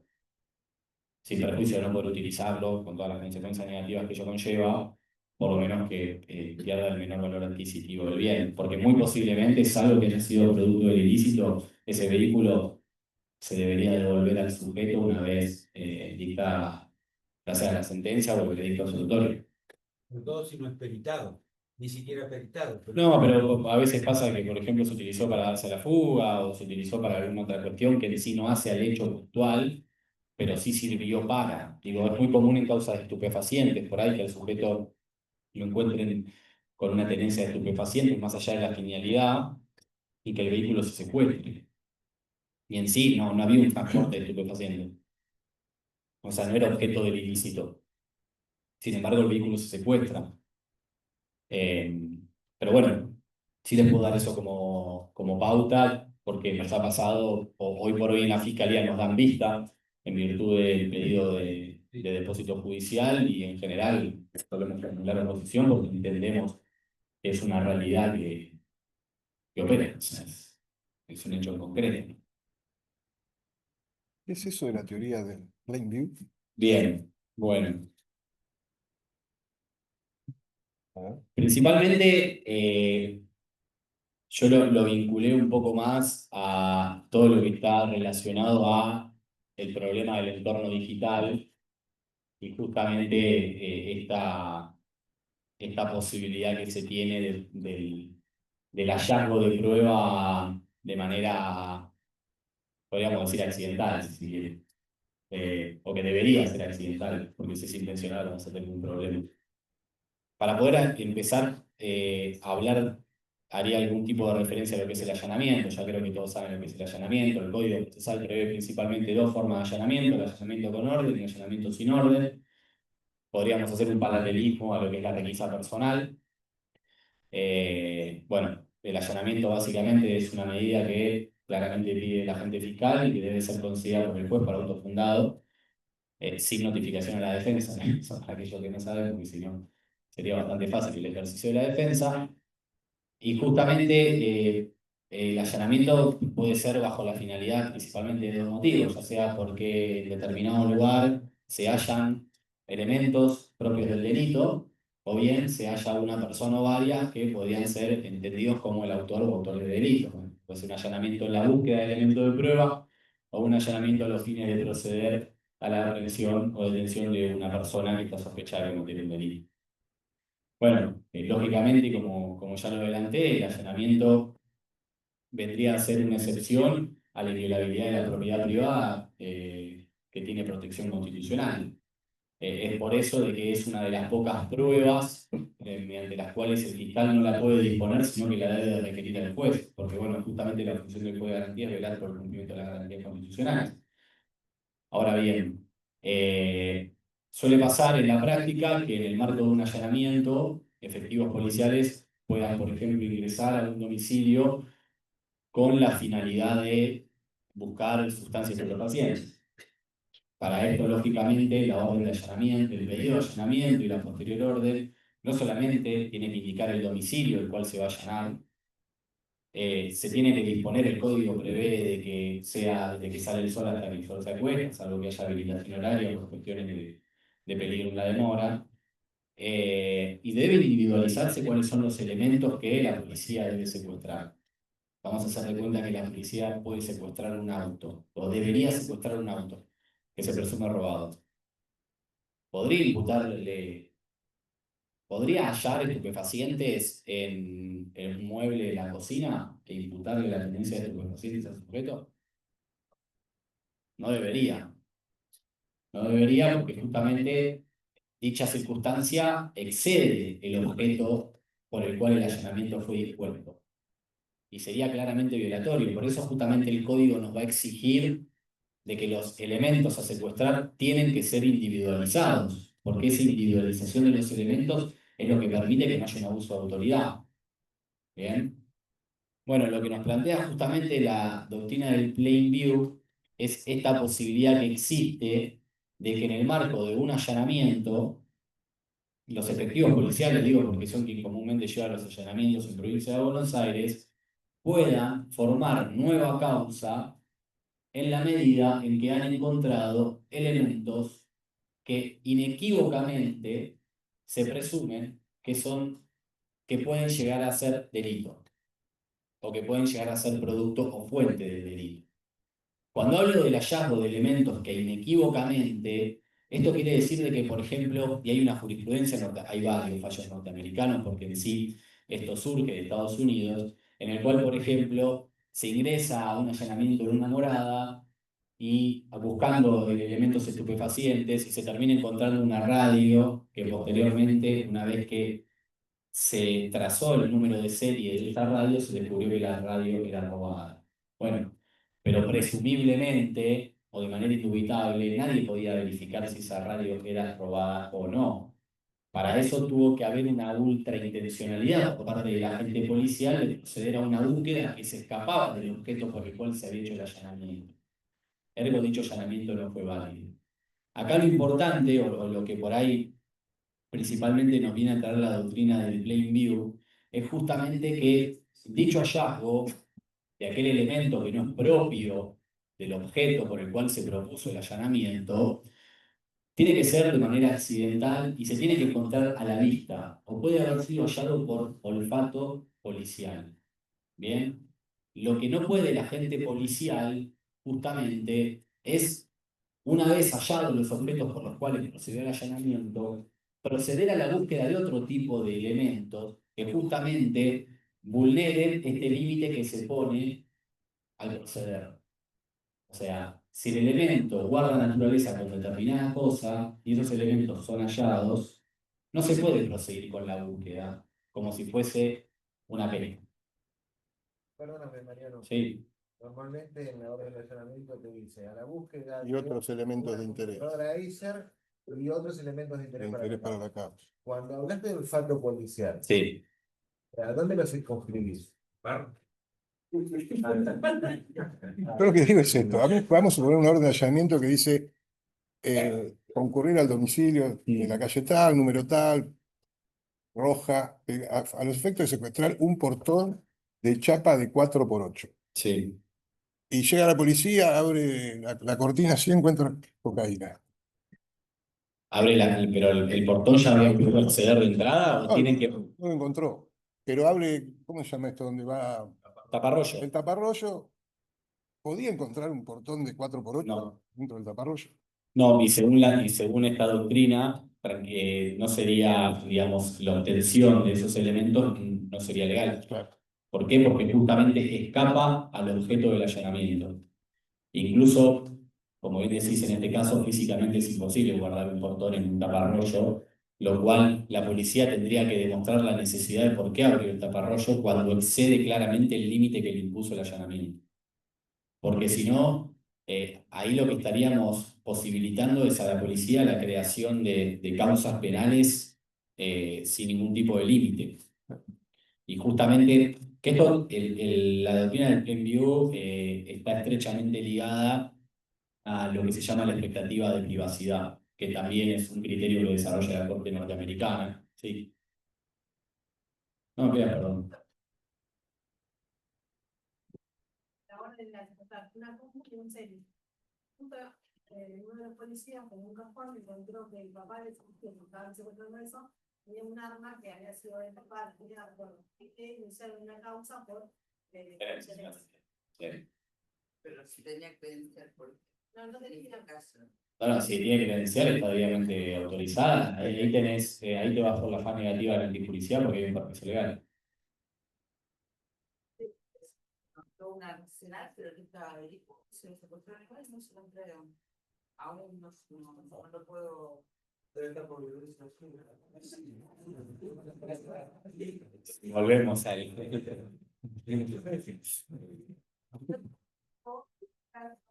De que quieren que secuestrar un vehículo y la documentación, y en ese caso de la documentación del vehículo, a la policía le estás habilitando a que te revise todo. Mirá, ahí lo que yo les propongo es que en ese caso le digan a su cliente que entregue la documentación. Si la entregas voluntariamente, le estás quitando la posibilidad que te allanen. Sí, se puede firmar. Sí, incluso el código establece en el allanamiento con demorada, digamos, de que se le da la posibilidad a la persona que está siendo allanada a presenciarlo, digamos, a quedarse en el lugar para constatar cómo es llevado a cabo y también se pueden obtener los medios necesarios como para proceder a la grabación. Porque en sí no es ningún acto, o no debería ser ningún tipo de acto ilegal y demás. En relación al tema del arma, El imputado tiene el mancho puesto, lo que están allanando. claro, bueno, si es el imputado quien están allanando, sí, pero bueno, eso no obsta de que por lo menos no pueda requerirle al personal policial de que por lo menos se audio grabe y se deje constancia en acta. En el acta. En el acta debe constar todo tipo de incidencia que se lleva a cabo dentro del domicilio, desde previo al ingreso hasta que se retire. Abogado, ¿puedes contestar? ¿Sí? Si la policía te dice que no, no se puede contestar. Bueno, firmar al policía que te dice que no y después pedir la nulidad del allanamiento. ¿Por qué motivo?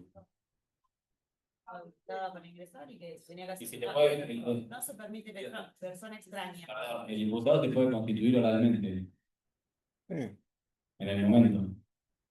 No, ahí, pero pasa que esto ya es una cuestión de praxis que por ahí hasta Juan tiene más experiencia que yo en poder responder. Digo, ahí agarra el teléfono celular y filmar el efectivo policial y decirle, bueno, especificame los motivos, él me está nombrando en este acto como su defensa. Descentralizar San Vicente, 8 de garantía de Cañuela, siempre pone las órdenes de allanamiento, prohibido grabar, filmar, sacar fotos. Sí. Sin autorización del No, si a mí me van a allanar y yo quiero filmar, filmo. Sí, puede. El que no puede filmar, si yo no autorizo, porque es mi domicilio y la privacidad Es el efectivo policial. la protejo yo, es el efectivo policial. Claro, ahí lo que hace fue garantía que el doctor Vicius no autoriza a la las policía. fuerzas de seguridad a dejar constancia de eso, pero no te pueden obligar a vos a... Sí, se toma en cuenta.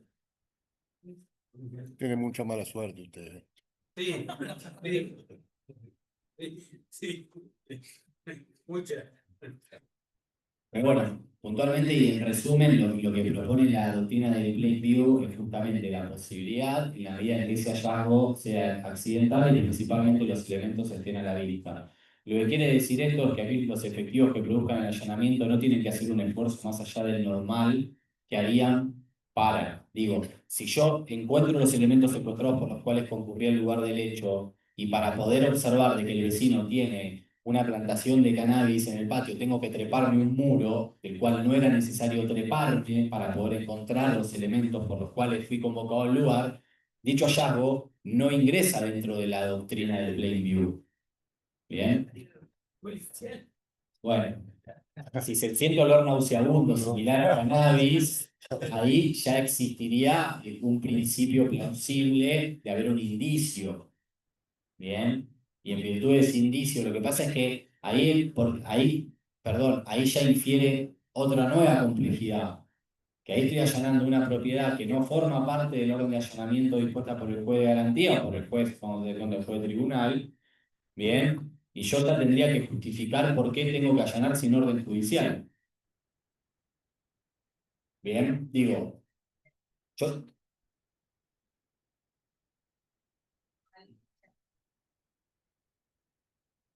Sí,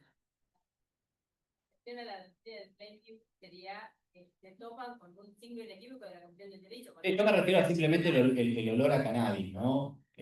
No...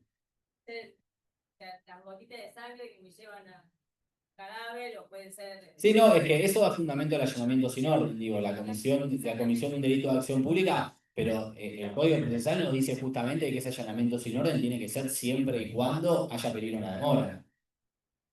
Más allá de la comisión de un delito de acción pública, nos va a dar dos supuestos: el flagrante delito, el sujeto que se está dando a la fuga o que está ingresando en un lugar que le es ajeno, y el otro supuesto que es el escuchar el pedido de auxilio, el socorro, o entender que hay una situación grave inminente que requiere la... Ahí yo creo que yo no estoy negando la existencia de un delito, lo que estoy diciendo es que el efectivo policial que fue a allanar el domicilio A y siente olor a cannabis, pueda ingresar sin orden judicial al domicilio B, cuando por ahí no puede justificar el peligro en la demora. El canal estaba en el patio de esta misma vivienda. No, ahí lo tiene a simple vista, ahí ve el plantón y dice adentro, no vi. No, yo me refiero puntualmente a un domicilio lindero, de eso hablo de allanamiento sin orden. Sí, bueno, pero no sé si en la práctica comúnmente se hace. Por ahí se salta el tapial y vamos que vamos. Entonces, justamente, digo, el límite que se establece para poder proceder a un allanamiento sin orden de una circunstancia o de un elemento que uno logra observar, digamos, por el plain view, pero que no existe peligro en la demora, hay que comunicarse, como bien decís, con el agente fiscal, y el agente fiscal le deberá requerir al juez de garantía la orden de allanamiento. Si quiero ingresar directamente en el domicilio lindero, por entender de que hay distinto sería que una persona esté gritando auxilio, ¿no? Ahí sí se justifica.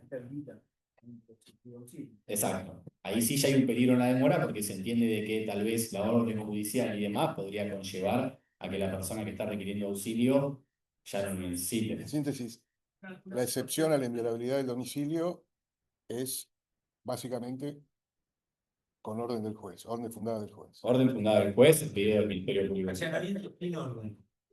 Lindo tema. Sí, complejo. Una situación Sí, anecdótica que quería comentar era que a un cliente mío le fueron a allanar el domicilio buscando un celular, encontraron frascos de marihuana y la policía se los llevó, pero... El hecho, más que lo que encontraron... No lo puso en el acta. Y no lo puso en el acta. Tengo mis alumnos. Es un chiste. Bueno, yo les cuento un caso y ustedes me dicen a ver qué opinan. Se produce un hecho en la vía pública, ¿no? La persona que participa del hecho, que era una agresión y una amenaza con arma, termina e ingresa al domicilio. Ingresa a su domicilio y vuelve a salir y se para en la puerta. Llega a la policía y llega un tercero. Y le pregunta al tercero quién es y dice, yo soy el dueño del inmueble, son 3 casas, las alquilo. Dice, ¿y este señor dónde vive? En la última. Y el dueño de la casa dice, ¿quieren pasar? A la policía, y pasan y allanan. Cuando allanan encuentran el arma. ¿Qué opinan de eso? Epa. Propiedad, domicilio. ¿Qué es lo que protege? Es muy similar al cuarto viejo en la casa del padre y la madre. El titular del domicilio era el que estaba en la puerta. El dueño de la propiedad no tiene ningún derecho a autorizar a la policía a ingresar a su domicilio. Esa es la diferencia entre propiedad y domicilio. Lo que se viola Es el domicilio. es el domicilio, no la propiedad. Claro, sí, sí, eso tiene más que ver con derechos reales, digamos. El morador. Sí, que en usufructo de la vivienda, porque tiene que ver con el uso. Quien tiene el uso y goce, el que tiene en derechos reales es quien tiene el uso y goce y no el dominio. El propietario es quien tiene el dominio de la propiedad. En este caso, el inquilino, que es el que alquila, es el que tiene el uso y goce de la misma. Y quien debe autorizar o no, en los términos del contrato de alquiler, es el inquilino, no el propietario. Y obviamente, como para ellos alcanzó con que el propietario de los habilite, lo pidieron al juez que le ratifique ¿El allanamiento? No. Plantean la nulidad, hace 6 meses que está planteada la nulidad, todavía están pensando a ver qué hacen.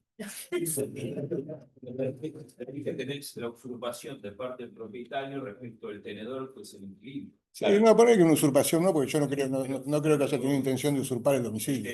Le franqueó la entrada. Sí, le franqueó la entrada a la policía cuando no tenía facultades para hacerlo. Y la policía, que tendría que saberlo, porque el señor que le franqueó la entrada no tendría por qué saberlo, porque no es una persona instruida en ese sentido, pero la policía tendría que saber que no podía ingresar sin la autorización del morador.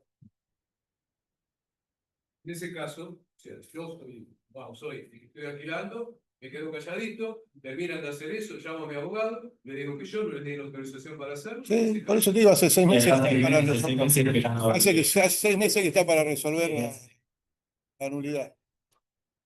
Es derechos reales. Sí. Hay casos peores. Bueno, no sé si. ¿Listo? ¿Sí? ¿Te parece? ¿Alguna pregunta más? Me interesa sobre allanamiento sin orden. No, respecto al allanamiento sin orden, el código totalmente prevé 2 tipos de posibilidades.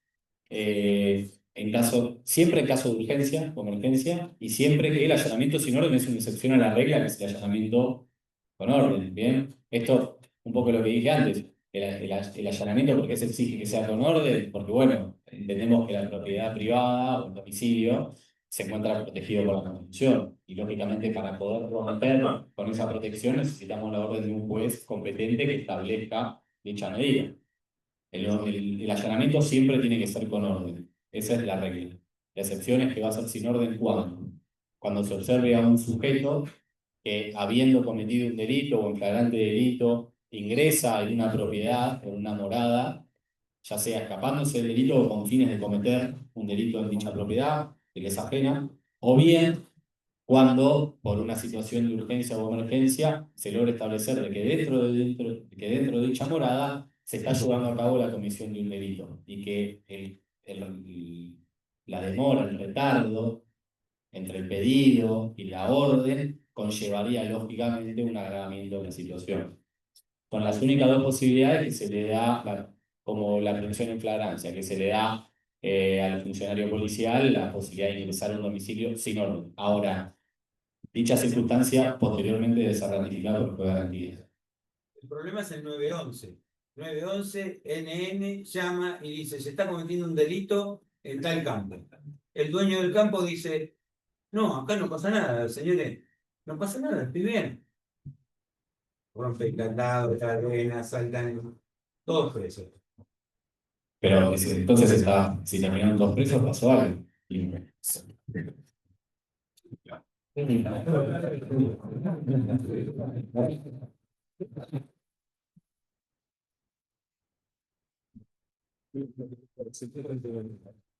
Llevate el papelito.